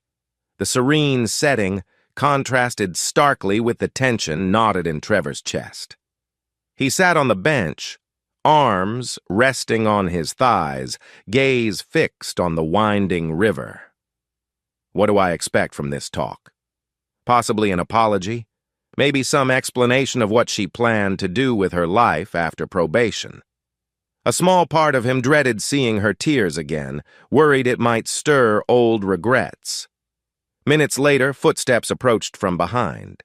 He turned to see Kimberly, shoulders hunched, wearing a simple blouse and jeans, hair shorter than before. She looked thinner, the year of legal battles and therapy etched into her face. She stopped a few feet away, eyes flickering with uncertainty. He gave a curt nod, gesturing to the bench. "Have a seat." She did, smoothing her jeans with trembling hands. For a moment, neither spoke, the hush of the river filling the silence. Finally, Kimberly breathed. "Thank you for coming, Trevor." He kept his tone even. "Let's say what needs to be said." Kimberly exhaled shakily. I've been in counseling, mandated by the court. Yes, but also something I'm embracing. It made me realize how badly I messed up. Not just the affair itself, but the lies, the forging, the betrayal, and how I hurt you in the worst way possible. He folded his arms, eyes on the water. I appreciate the acknowledgement. She sniffed. I don't expect forgiveness, but I hoped I could at least show you I'm trying to become a better person.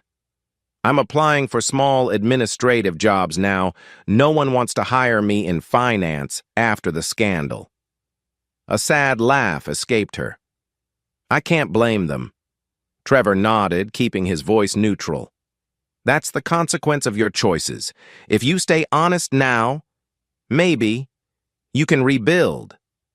She stared at him, tears glistening. You sound so distant. I guess I deserve that. He shrugged. I've moved on, Kim. The love I had for you, you stomped on it. I'm no longer bitter, but we can't undo the damage.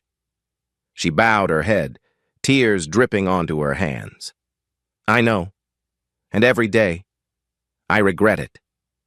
He let the silence sit, letting her cry softly.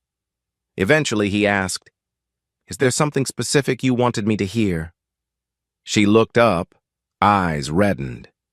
Yes, that I'm sorry in a real deep sense, not just sorry I got caught, sorry I let greed, lust, and fear override my loyalty to you. And thank you for not letting Marcus destroy me completely. Trevor's chest felt heavy. I only did what was right. I hate what you did, but I didn't want you rotting in prison for his crimes. You had enough guilt on your shoulders. She nodded vigorously. I'm grateful. Truly. They sat in silence, a gentle breeze rustling the oak branches overhead. A few joggers passed by, oblivious to the intense emotional scene unfolding on the bench. After a moment, she said, I read about your promotion at Bright Star. Congratulations. He gave a small shrug. Thanks. Work's been stable. She ventured a half smile. You always were brilliant at system integration. I hope they appreciate you there. He didn't respond, letting the compliment float away. Then, gathering courage, Kimberly asked quietly, Are you seeing anyone? A beat passed. Trevor considered. He and Fiona had gone on a few more dinners, but it wasn't an official relationship yet. He decided to answer vaguely. I'm open to possibilities, but I'm focusing on myself. My career. She dropped her gaze. I see. She inhaled, looking around the park. We used to come here on picnics, remember? You teaching me to skip stones. I miss those days. An ache tugged at Trevor's chest. Yes, he recalled those carefree times, the laughter. But that felt like another lifetime. That was before you chose Marcus, she flinched. Yes, and I'll regret it forever. A swirl of regret flitted through Trevor, but he forced it aside. Remember the betrayal, the forging, the blackmail. This was all closure, not reconciliation. He stood, noticing the time. I need to get back to the office. She rose, too, wiping tears. Thank you for hearing me out. I won't bother you again. She faltered, then softly finished, I just hope you find happiness. He nodded, a faint tremor in his exhale. Same to you. Goodbye, Kim. She watched him walk away, her tear-filled eyes mirroring the finality. He didn't look back, stepped steady, tears stinging, but not falling. Another page turned. That evening, Trevor found a subdued sense of relief. He sat in his condo's small living room, sipping tea, replaying the conversation in his mind. Strangely, he felt lighter. The last threads of anger had dissipated, replaced by a quiet acceptance. She was remorseful, yes, but that didn't change the outcome. The vow was irreparably broken. I can live with that, he thought. I can move on. Isaac called, asking how the talk went. Trevor summarized. She apologized. I said my piece. That's it. Isaac made a low whistle. Finally. Maybe now you can date without that ghost looming over you. Trevor snorted a half-laugh. "One step at a time, man." But the idea of dating didn't terrify him anymore. Perhaps because he'd proven, in the darkest betrayal, that he wouldn't be a doormat. "I can hold my ground if needed," he mused. That confidence was new, a silver lining from the ordeal. Over the next weeks, Angela updated him on how West Bay Financial continued unraveling. Multiple top executives faced investigations, clients filed lawsuits, and the company risked dissolution. Kimberly, living on probation, distanced herself from that mess, focusing on her low-level admin job somewhere else. Angela said Kimberly was keeping her head down, paying restitution. Trevor hardly reacted beyond a quiet nod. He'd wiped his hands of that world. Meanwhile, Fiona remained in contact, occasionally texting about her PI business or inviting him for coffee. He found himself looking forward to these simple outings. Fiona possessed a directness and wry humor that put him at ease. She never pitied him. She respected his resilience. One evening, as they strolled a farmer's market, he teased, "So does investigating shady spouses get dull now?" She grinned. "Never dull. But I prefer unraveling corporate crimes. Less heartbreak from clueless husbands." He laughed softly. "I guess I wasn't so clueless." She smirked. "You were suspicious enough to call me. Smart move. And now look at you, fresh start, no illusions." He nodded. "No illusions. That's good. Doesn't mean no hope, though." Their gazes locked a moment, a flicker of possibility passing between them. She patted his shoulder. "Hope's nice." Time rolled on, and Trevor's life gained a steady, calm pace. He spent weekends exploring new hobbies, kayaking along the coast, learning rudimentary guitar from Isaac's old high school friend. Freed from the suffocating drama, he discovered how to enjoy solitary pursuits again. He took a short trip to Savannah, a spontaneous weekend getaway, strolling its historic squares, savoring the local cuisine. Sitting on a park bench there, he realized it was his first real vacation in years, not overshadowed by suspicion or heartbreak. The sense of independence felt both liberating and bittersweet. At times, the ghost of regret flitted in. Could we have fixed it if she'd come to me earlier? But he shook it off, knowing the truth. She'd chosen Marcus willingly at first. Let it grow into betrayal. No forced blackmail story could erase that initial cheat. She let me down, lied too many times. He allowed those thoughts to come and go, eventually focusing on the present, a simpler life, with honesty at its core. One final piece of closure arrived unexpectedly. Kimberly mailed him a check covering a portion of shared credit card debt from the months of her affair. A short note read, "This is my restitution for personal expenses I charged while with him. It's the least I can do." Trevor studied the check. It wasn't a huge amount, but the gesture spoke of genuine remorse. He deposited it, then filed her note away. Another door quietly shut. In a quiet moment, on his condo balcony, Trevor gazed at the ocean, phone in hand. He typed a message to Fiona. "Feel like grabbing dinner? I owe you one." A tiny flutter of excitement stirred. She replied within minutes. "Sure. Let's do that seafood spot we talked about." He smiled, sliding the phone into his pocket. The past was behind him, dark, painful, but left exactly where it belonged. In the distance, the sun lowered in a tangerine sky, a reminder that every ending ushered in a new beginning. Trevor Harrington, once the wounded husband, now stood on the threshold of a life rebuilt on honesty, self-respect, and a cautious but persistent hope for genuine connection. Chapter 10. Another few months passed, cementing Trevor's new normal. Fiona became a steady presence, though they hadn't officially labeled themselves a couple. Their dinners and hikes carried a warmth that hinted at deeper affection.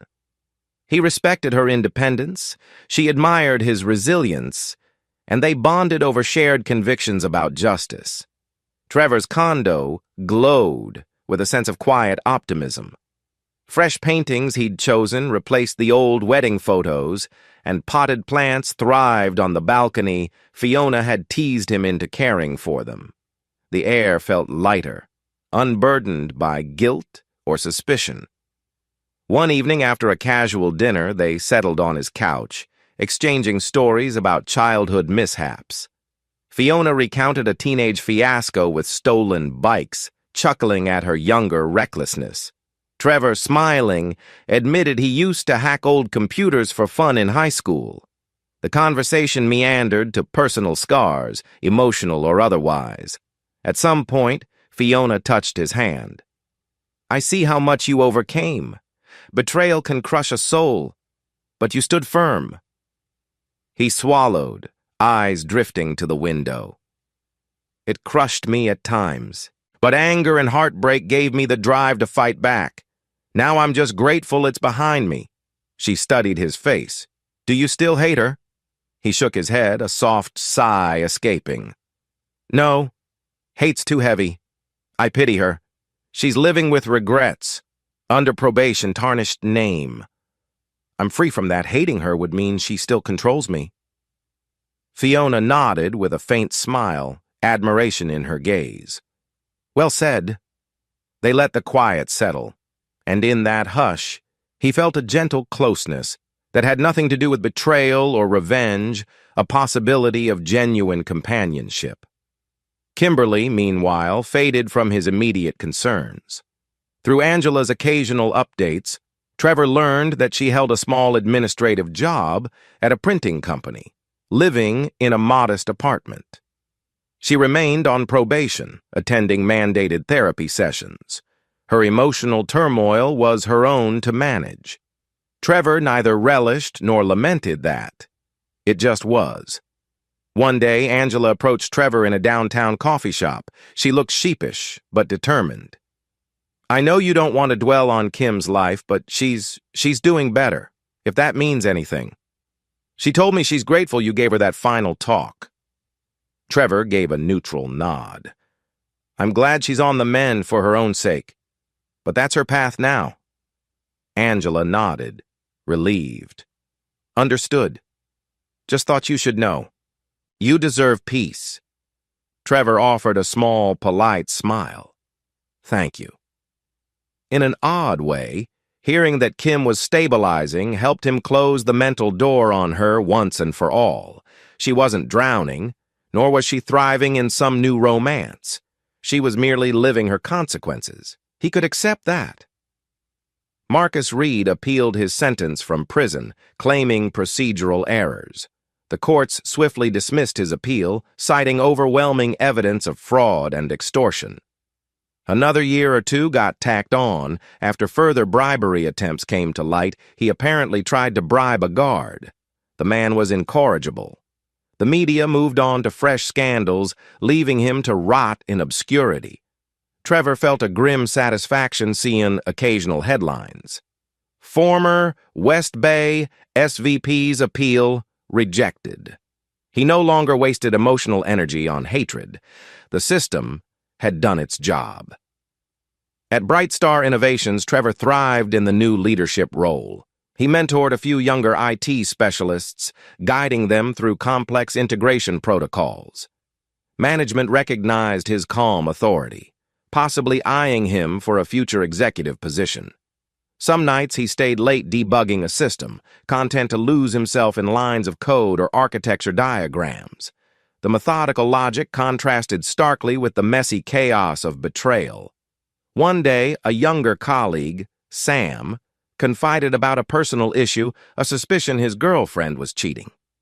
Trevor listened, recalling painfully his own journey. Sam admitted he felt too scared to investigate.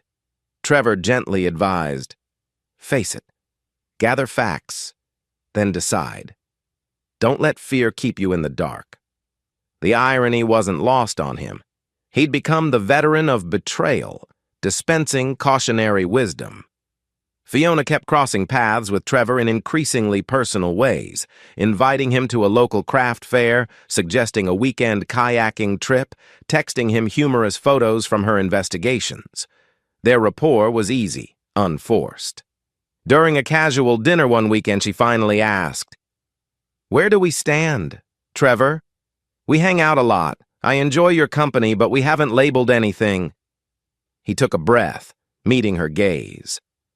I'm open to seeing if we can be more than friends, but I don't want to rush.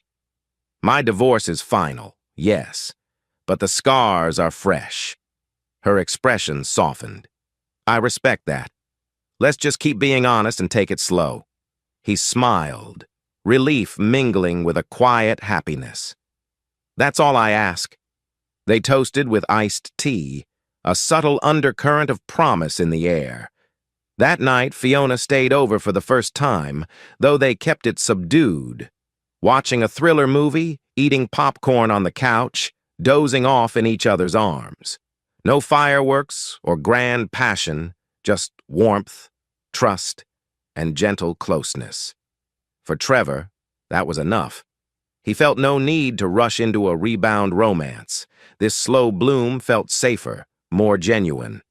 In the morning, he woke to find Fiona rummaging in his kitchen, wearing a casual t-shirt, hair mussed, looking relaxed. She grinned sheepishly. "I tried making coffee but can't figure your fancy machine." He chuckled, showing her the correct button. The moment felt domestic, strangely comforting. A flicker of nerves passed through him. Could he truly open his heart again? But he saw no trace of the old fear. He'd survived betrayal. He was stronger now. Angela texted them both soon after, inviting them to a small gathering at her new workplace. She'd landed a position at a philanthropic foundation focusing on ethical finance. "It's a staff barbecue. Come if you want free hot dogs," she teased. Trevor asked Fiona if she'd join. They went, joking that it might be the first time they attended a casual event as a quasi-couple. The barbecue was pleasant, some lawn games, easy chatter under the Florida sun. People asked how Trevor knew Angela. He gave a vague reference to shared acquaintances at West Bay, avoiding the messy details. Fiona introduced herself as an independent investigator, drawing raised eyebrows. At one point, Angela pulled Trevor aside, quietly murmuring, "Seeing you smile, it's good. I remember how dark things were for you. I'm glad you're healing." He nodded, genuine gratitude in his eyes. "Thanks. Life moves on, I guess." She gave him a light punch on the arm. "You deserve it." Weeks turned into months. Trevor found himself reorganizing the condo to accommodate Fiona's frequent stays, though they kept separate residences. He'd clear a drawer for her belongings, a subtle sign of deeper intimacy. She reciprocated, inviting him to help her redecorate her small house, though they weren't planning to merge homes just yet. They also took a short weekend trip to a neighboring city, exploring local museums and scenic spots. Strolling a boardwalk hand in hand, Trevor felt a pang of memory. Kim had once strolled similar boardwalks with him, but the pang no longer cut deep. Instead, he focused on Fiona's bright smile, the sense of honest companionship. One afternoon on that trip, they lounged by a river, nibbling on sandwiches. Fiona asked, "Think you'll ever want to remarry down the road?" He took a moment, considering the gentle current of the water. "Maybe, if it feels right. I'm not opposed to marriage itself, just the illusions. I'd want total honesty." She nodded, a fondness in her eyes. "Honesty suits you. I admire that." He smiled softly. "And you?" She shrugged, half laughing. "I was never the white dress type, but if the right person came along, who knows?" They shared a companionable silence, an unspoken sense that the future might hold something more for them. Back in the city, Marcus faced an unsuccessful second appeal, reaffirming his decades-long sentence. Kimberly's probation check-ins continued. Though she started volunteering at a local shelter, Angela mentioned it in passing. Trevor heard these tidbits with a measured neutrality. If Kim found redemption in volunteer work, he was glad for her personal growth, but their paths no longer converged. Bright Star Innovations recognized Trevor's ongoing leadership and offered him a seat at strategic planning meetings with upper management. He found himself spending afternoons brainstorming expansion or integration with new markets. This fueled his sense of purpose, overshadowing any leftover negativity from the betrayal. Sometimes colleagues hinted about his personal life, noticing he seemed more at ease, even lightly joking about a new glow. He'd just smile, not elaborating on the private journey. One evening, Trevor organized a small dinner at his condo, inviting Isaac, Angela, and Fiona, a gathering of the handful of people who'd seen him through the darkest times. They shared an easy meal, laughter filling the space. Isaac recounted silly real estate anecdotes.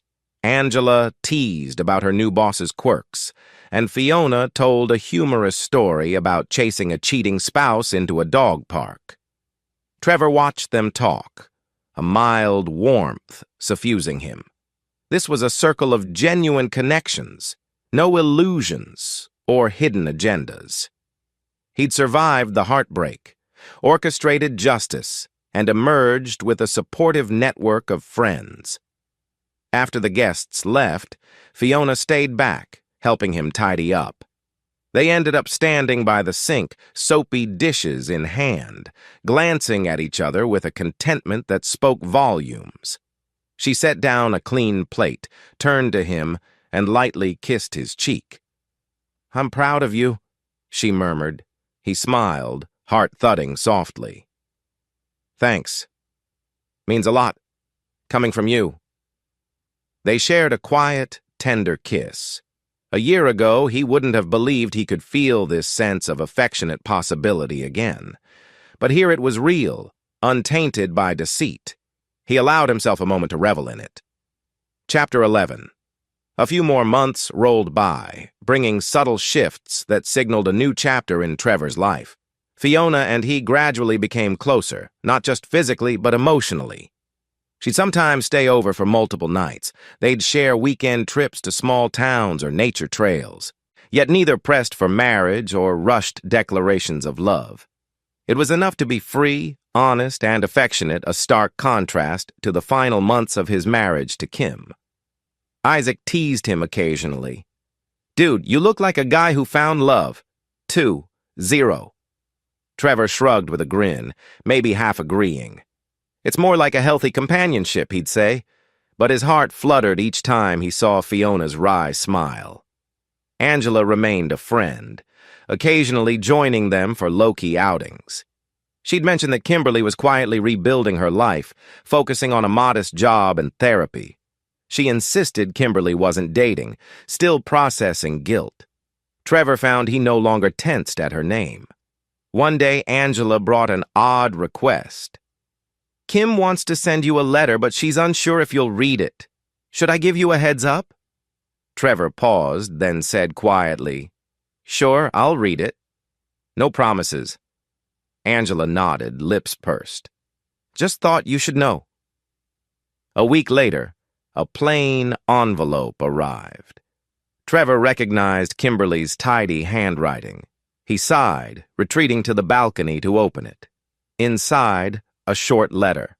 "Trevor, I know I promised not to contact you again, but I wanted to say I'm doing better. Therapy has changed me. I've taken responsibility for my choices. I know we can't go back, but I'm at least proud you found a life free from my mistakes. Thank you for once loving me with all your heart. I'm sorry I threw it away, Kimberly." He read it twice, a pang of old sorrow surfacing. Then he folded it gently. Setting it aside, he allowed a few tears to glisten. The letter felt genuine, a final closure she sought. He felt strangely at peace, as if the last ragged thread connecting them was now neatly tied off. He didn't reply, deciding that any response might create false hope. This was enough. Fiona noticed him looking subdued that evening, asked softly, "Letter from Kim?" He nodded, explaining its contents. Fiona watched him with empathy. "How do you feel?" He shrugged. "Oddly calm, sad in a nostalgic sense, but not anguished. It's good she's taking responsibility." Fiona placed a hand over his. "You can let that part of your past rest then." He smiled faintly, nodding. "Yeah, I can." She leaned in, pressing a gentle kiss on his temple. "I'm here if you need to talk, but I suspect you're done talking about her." He gave a small chuckle. "Yes, done." As time drifted on, Trevor and Fiona navigated a comfortable routine. Balancing their separate careers, her PI work sometimes took her out of town for days. His leadership role at Bright Star demanded busy weeks and finding nights of shared warmth. They never forced each other into any mold. That sense of mutual respect felt refreshing, especially to Trevor, who once felt stifled by Kimberly's secrecy.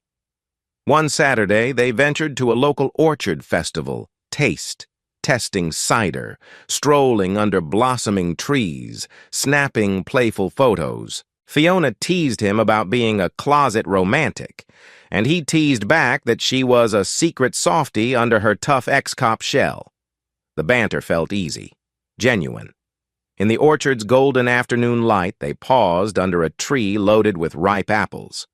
Fiona turned, hooking a finger in Trevor's collar, leaning up for a gentle kiss. He returned it with quiet fervor. The orchard sounds, distant laughter, rustling leaves framed a moment that was all softness and promise. He realized with a flutter of warmth that he was indeed falling for her. Meanwhile, Marcus Reed vanished from the headlines, likely locked in the monotonous routine of prison life. Occasionally, a brief mention popped up about new victims filing civil suits against him or West Bay's board settling a class action. Trevor rarely bothered reading the details. Marcus was no longer a threat. The man rotted behind bars, a cautionary tale. Kimberly's probation rolled on quietly, and from what Angela said, she'd fully cooperated with restitution payments, living frugally in a small rental. She'd accepted her tarnished reputation, working a simple data entry role. Trevor hoped that in her own way, she found some peace. He didn't dwell on it. By all accounts, the scandal had receded from the public consciousness. Trevor was free to shape his life without that dark cloud looming overhead. At Bright Star, talk arose of expansion into additional states or even a joint venture with a European tech firm. Trevor was a leading candidate to oversee the transitional architecture. The prospect excited him a chance to travel, coordinate large-scale projects, push his career further. But it also meant potential relocations or extended trips abroad. He discussed it with Fiona, who listened thoughtfully. "If you do relocate, is it permanent or short-term?" He shrugged. "Maybe short-term stints. The company might want me bouncing around offices, bridging systems. Could be 6 months here, 2 months abroad, that sort of schedule." She pursed her lips, considering. "I can run my investigations from many places, but I have established networks here. Are you open to long distance if needed?" He took her hand gently. "If it ever comes to that, we'll talk. I'm not rushing any move, just exploring options." She smiled, a quiet trust passing between them. One day, Isaac, ever the best friend, teased that Trevor and Fiona were clearly an item and asked if they planned to move in together. Trevor laughed, disclaiming that he valued their independent spaces. But a flicker of possibility lingered in his mind. He remembered how with Kimberly, they'd rushed into cohabitation after a whirlwind romance, never anticipating the quiet rot that later consumed them. With Fiona, the slow approach felt safer. He liked the sense of deliberate, honest progress rather than illusions. A phone call from Ms. Daniels surprised Trevor one afternoon. She explained the state's final closure on the West Bay scandal. "We're concluding the last civil suits. As the main whistleblowers, you and Kimberly might be named in a final hearing. It's nothing major, just a formality to confirm that you provided evidence in good faith." Trevor exhaled. "So, I might see Kim there again?" Ms. Daniels paused. "Yes, likely. It's not a confrontation, just a final statement. The judge wants clarity on restitution allocations. Are you okay with that?" He nodded. "I'll manage." And so, he found himself once more in a courtroom, though this time it was a subdued civil hearing, no media frenzy. Kim was present, wearing a conservative outfit, hair drawn back. She saw him, offered a polite nod. He returned it with a small gesture. The hearing lasted an hour, the judge basically finalizing the distribution of any recovered funds to defrauded clients. Trevor's role was minimal, confirming certain documents were uncovered by him. After the hearing, Kimberly approached quietly. "Hey, that's that, I guess. We're officially done with all the legal stuff." He nodded. "Good. Now we can move on." She offered a soft smile. I'm proud you found happiness. Or at least calm. You deserve it." He acknowledged her words with a calm expression. "Thanks. And I hope you keep finding your path, Kim." She nodded, eyes shining with a mix of regret and acceptance. "Goodbye, Trevor." He watched her walk away, a quiet sense of finality. This time, he felt no heartbreak, just relief that it truly was the end of any entanglement. Stepping out into the daylight, Trevor felt lighter. He glanced at his phone, 2 messages, one from Isaac, inviting him to a casual hangout, and one from Fiona, asking if he was free for dinner. He grinned, thinking how life had filled with supportive connections. The memory of how lonely he once felt was now overshadowed by sincere friendships and an evolving romance. He texted Fiona. "Yes, let's celebrate the last hearing. My place at 7? She replied with a thumbs-up emoji. That night, they cooked a simple pasta dinner together, the conversation relaxed and playful. After the meal, they wandered onto the balcony, the coastal breeze ruffling their hair. The moon shimmered on distant waves. Trevor slipped an arm around her waist, pulling her gently close. Fiona rested her head on his shoulder. "So, everything is resolved, huh? Feels like an epilogue?" He let out a soft laugh. "Yeah! No more legal drama! No more lies! Just normal life." Her lips curved into a tender smile. "I like normal with you." He pressed his cheek against her hair. The hush of the evening enveloped them. Normal felt exquisite after so much chaos. They stood like that for a while, the ocean's distant lullaby soothing them. Then Fiona whispered, "Trevor, I appreciate who you are, someone who fought for justice, yet refused to let bitterness consume him." He tightened his embrace, eyes closing. "I appreciate you too, for stepping in, guiding me to see the truth, and never pitying me." A small laugh escaped her. "You never needed pity. You needed a partner in crime," she teased. He chuckled. "Partner in taking down criminals, more like." She nodded, gaze shining. "Exactly." That wordless bond resonated, forging a new vow in his mind, not a vow of marriage, but an unspoken promise of honest, heartfelt companionship. Weeks became months, and Trevor's condo slowly became a shared space. Fiona brought over more of her belongings, some clothes, a favorite armchair, personal decor. They didn't officially announce they were living together, but it evolved naturally. Their synergy extended to daily routines, morning coffee, discussing each other's day, tackling chores without bickering. Trevor often found himself smiling at how seamlessly they fit. One evening, as they unwound from their respective jobs, Fiona curled beside him on the couch. She traced a finger along his arm. "Remember the day you called me suspicious of your wife? You sounded so calm, but I sensed heartbreak underneath." He exhaled, memory flashing. "I was trying so hard not to lose it. If I had lost control, I might have ended up in a messy confrontation. Instead, I found you." She grinned softly. "Your heartbreak led me to you, ironically. I'm glad we turned it into something positive." He nodded, pressing a gentle kiss to her temple. "Me too." In that moment, with the hum of the night outside, the weight of his past betrayal felt like a distant echo. He was free, forging a future that might or might not lead to formal vows, but definitely offered genuine trust. No illusions, no secrets. Chapter 12. Another year slipped by, anchoring Trevor Harrington more firmly in a life that thrived on honesty and personal growth. Fiona had effectively moved in, though she retained her own small house as a secondary workspace for certain client interviews. They balanced their independent careers, her private investigation, his ascending managerial role at Brightstar, while cherishing the nights they spent cooking, laughing, or simply watching the sunset together from the condo's balcony.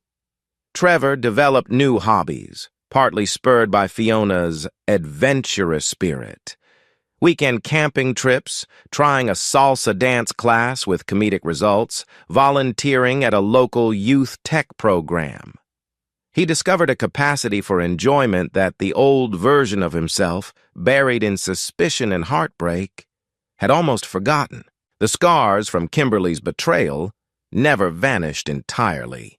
Occasionally, a random memory stung, but those moments were fleeting, overshadowed by the stability and sincerity he found in Fiona's presence. He realized he'd come full circle, once naive and trusting, then suspicious and methodical in exacting revenge, and finally a man at peace, strong, self-assured, open to love without illusions. During a breezy Sunday brunch, Isaac joined Trevor and Fiona at a seaside cafe. They laughed over omelets and coffee, recalling the earliest days when Trevor discovered Kim's affair. Isaac teased, "Remember how I wanted to barge in and beat up that jerk boss? Glad you reined me in, man. You did it the smarter way." Trevor smirked. "I guess so. The meltdown was total for him, though. Marcus is rotting in prison. Good riddance." Fiona raised her coffee cup. "To well-executed takedowns." They clinked cups in a light toast. Isaac winked. "Now we just need a double date if I find someone worth it." Trevor teased back. "Hurry up, or we'll leave you behind in the bliss of singledom." Isaac laughed, flipping him off playfully.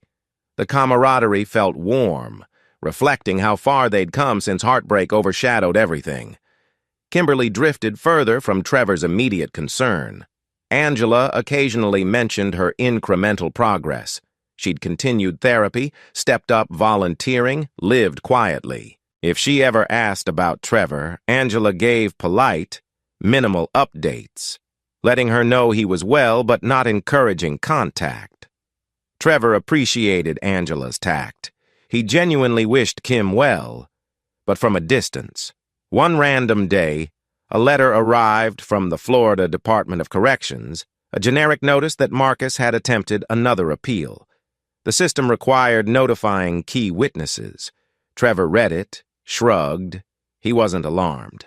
The man was locked away for decades, appeals or not. He tossed the letter in the recycle bin, feeling nothing but mild annoyance. He mused at how once the name Marcus triggered fury and heartbreak. Now, it was just a footnote in Trevor's life. Fiona's business soared. Her success with Trevor's case led to more corporate investigations. She confessed it sometimes drained her, seeing the same patterns of betrayal or greed. Trevor offered solace, reminding her how she was a force for good, exposing wrongdoing. She'd flash him a grateful smile, occasionally resting her head on his shoulder if the day was tough. One evening, she confided, "I never thought I'd want a stable partnership. My ex-cop life taught me to trust no one. But you showed me it's possible to combine independence and closeness." Trevor kissed her hair. "We found each other in the aftermath of betrayal. I guess that irony's not lost on us," she chuckled. "It's a healthy irony." Brightstar recognized Trevor's expanded leadership potential, offering him a seat in the executive strategy group. This meant traveling to conferences, representing the company in forging new alliances. He enjoyed the intellectual challenge, sometimes bringing Fiona along if she had a break in her schedule. They found new cities to explore, fancy tech expos, and after each day's work, they'd slip into comfortable dinners, exchanging stories about each other's lines of work. At one such conference in Chicago, they ended up strolling the city's downtown after Trevor's day of panel discussions. He raved about the synergy potential with a new European partner. She teased him for using too many corporate buzzwords. They meandered by the river, lights dancing on the water, holding hands. He realized how seamlessly they meshed. At a quiet moment, she turned to him, eyes reflecting city lights. "Sometimes I wonder if we're heading toward a formal commitment. But I won't push. I respect your scars." He squeezed her hand gently. "I appreciate your patience. Honestly, yeah. I see a future with you. I'm not scared anymore, not like I was." She smiled, leaning in for a kiss. The city bustle carried on around them, but in that moment, Trevor felt a sense of cherished closeness, free of illusions or secrets. Back in Florida, life continued with an easy rhythm. Trevor's condo increasingly mirrored Fiona's presence, her tastes in decor. A second dresser for her clothes, her coffee mugs next to his. She maintained her own place primarily for client confidentiality, but they joked it was basically an office with a bed. One evening after a successful case, Fiona entered the condo with pizza and wine, proclaiming a mini celebration. They devoured slices on the couch, the aroma of melted cheese and tomato sauce filling the room. She recounted her day's adventure, staking out a potential scammer in a suburban neighborhood, nearly stepping in dog mess, comedic in her retelling. Trevor found himself laughing until his sides hurt. At one point, he paused, studying her animated face. A wave of affection hit him, deeper than mere comfort. She noticed him watching, paused mid-sentence. "What?" He shook his head, smiling. "Nothing, just. I like seeing you this happy." She set her slice down, leaning in. "You made me this comfortable. Thank you." They shared a tender kiss, pizza momentarily forgotten. Weeks later, Isaac noticed a ring on Fiona's keychain, an innocuous heart-shaped trinket. He nudged Trevor conspiratorially. "Dude, you guys basically act like a married couple. Any ring announcement soon?" Trevor rolled his eyes good-naturedly. "Give me time, man. We both been burned her in the police force, me with Kim. We're cautious." Isaac snorted. "Understood. Just saying. You look good together." "The fiasco didn't ruin your faith in relationships, apparently." Trevor gave a modest shrug. "It taught me to value honesty above all else. If Fiona and I keep that, maybe we have a shot." Eventually, the intangible bond between Trevor and Fiona reached a crossroads. On a mild evening after returning from a date at a local jazz lounge, they found themselves slow dancing in Trevor's living room, music drifting from his phone's speaker. She teased him about his hesitant footwork. He joked about her ex-cop agility. Their laughter melted into a soft hush. She stepped back, eyes shining. "Trevor, you've become a partner I trust deeply, and I know we said we didn't want to rush, but—" She paused, uncertain. He gently clasped her hands. "I'm listening," she exhaled. "I can see us building something more permanent. Not necessarily a big wedding. Just I'd like to share our lives fully, officially, if you want." A swirl of warmth and caution fluttered in his chest. But the caution was overshadowed by a sense of rightness. He smiled, eyes misting slightly. "I'd like that too." They didn't declare it a formal engagement that night, but the mutual understanding felt real. They would move forward. No illusions, no secrets.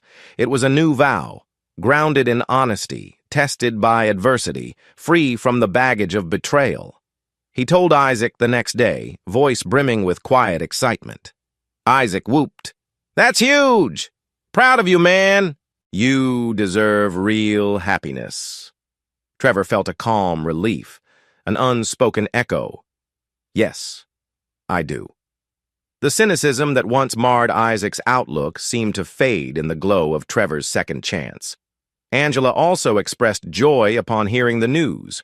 She texted both Trevor and Fiona. "Thrilled you two found each other, love can bloom from the darkest places." Trevor smirked at her poetic phrasing, but admitted the sentiment was apt. Meanwhile, he took it slow in planning any official steps, wanting to ensure this decision was purely out of love and trust, not just relief from past trauma. Fiona was on the same page, content with steady progress. Another quiet night arrived, the condo's lights casting warm glows on the walls. Trevor stood on the balcony, the ocean breeze gentle. Fiona slipped behind him, arms wrapping around his waist. He covered her hands with his own, turning to meet her eyes. She smiled softly. "We've come a long way from that first phone call you made, suspecting your wife's affair." He nodded, laughter tinged with old pain. "I was so calm on the outside, but inside I was in turmoil. Now I feel balanced." She leaned her head against his shoulder. "That's because you faced the betrayal with integrity. You didn't stoop to petty violence or denial. You sought truth, delivered justice, and moved on." He exhaled, pressing a gentle kiss to her temple. "I suppose that's the sum of it, and I gained you in the process. Some bizarre, twisted silver lining." Fiona chuckled. "Life's weird that way." They gazed at the starlit sky for a moment, letting the hush of the waves cradle them. Trevor felt a surge of gratitude for his own resilience, for Fiona's unwavering presence, for the improbable second chance at real, unclouded connection. In that silent communion, the echoes of betrayal faded completely. The vow he once cherished with Kimberly was destroyed, but a new vow formed in his heart. To love openly, yet wisely, to protect his dignity, and to never again ignore the warning signs of deceit. With Fiona at his side, he believed he'd keep that vow faithfully.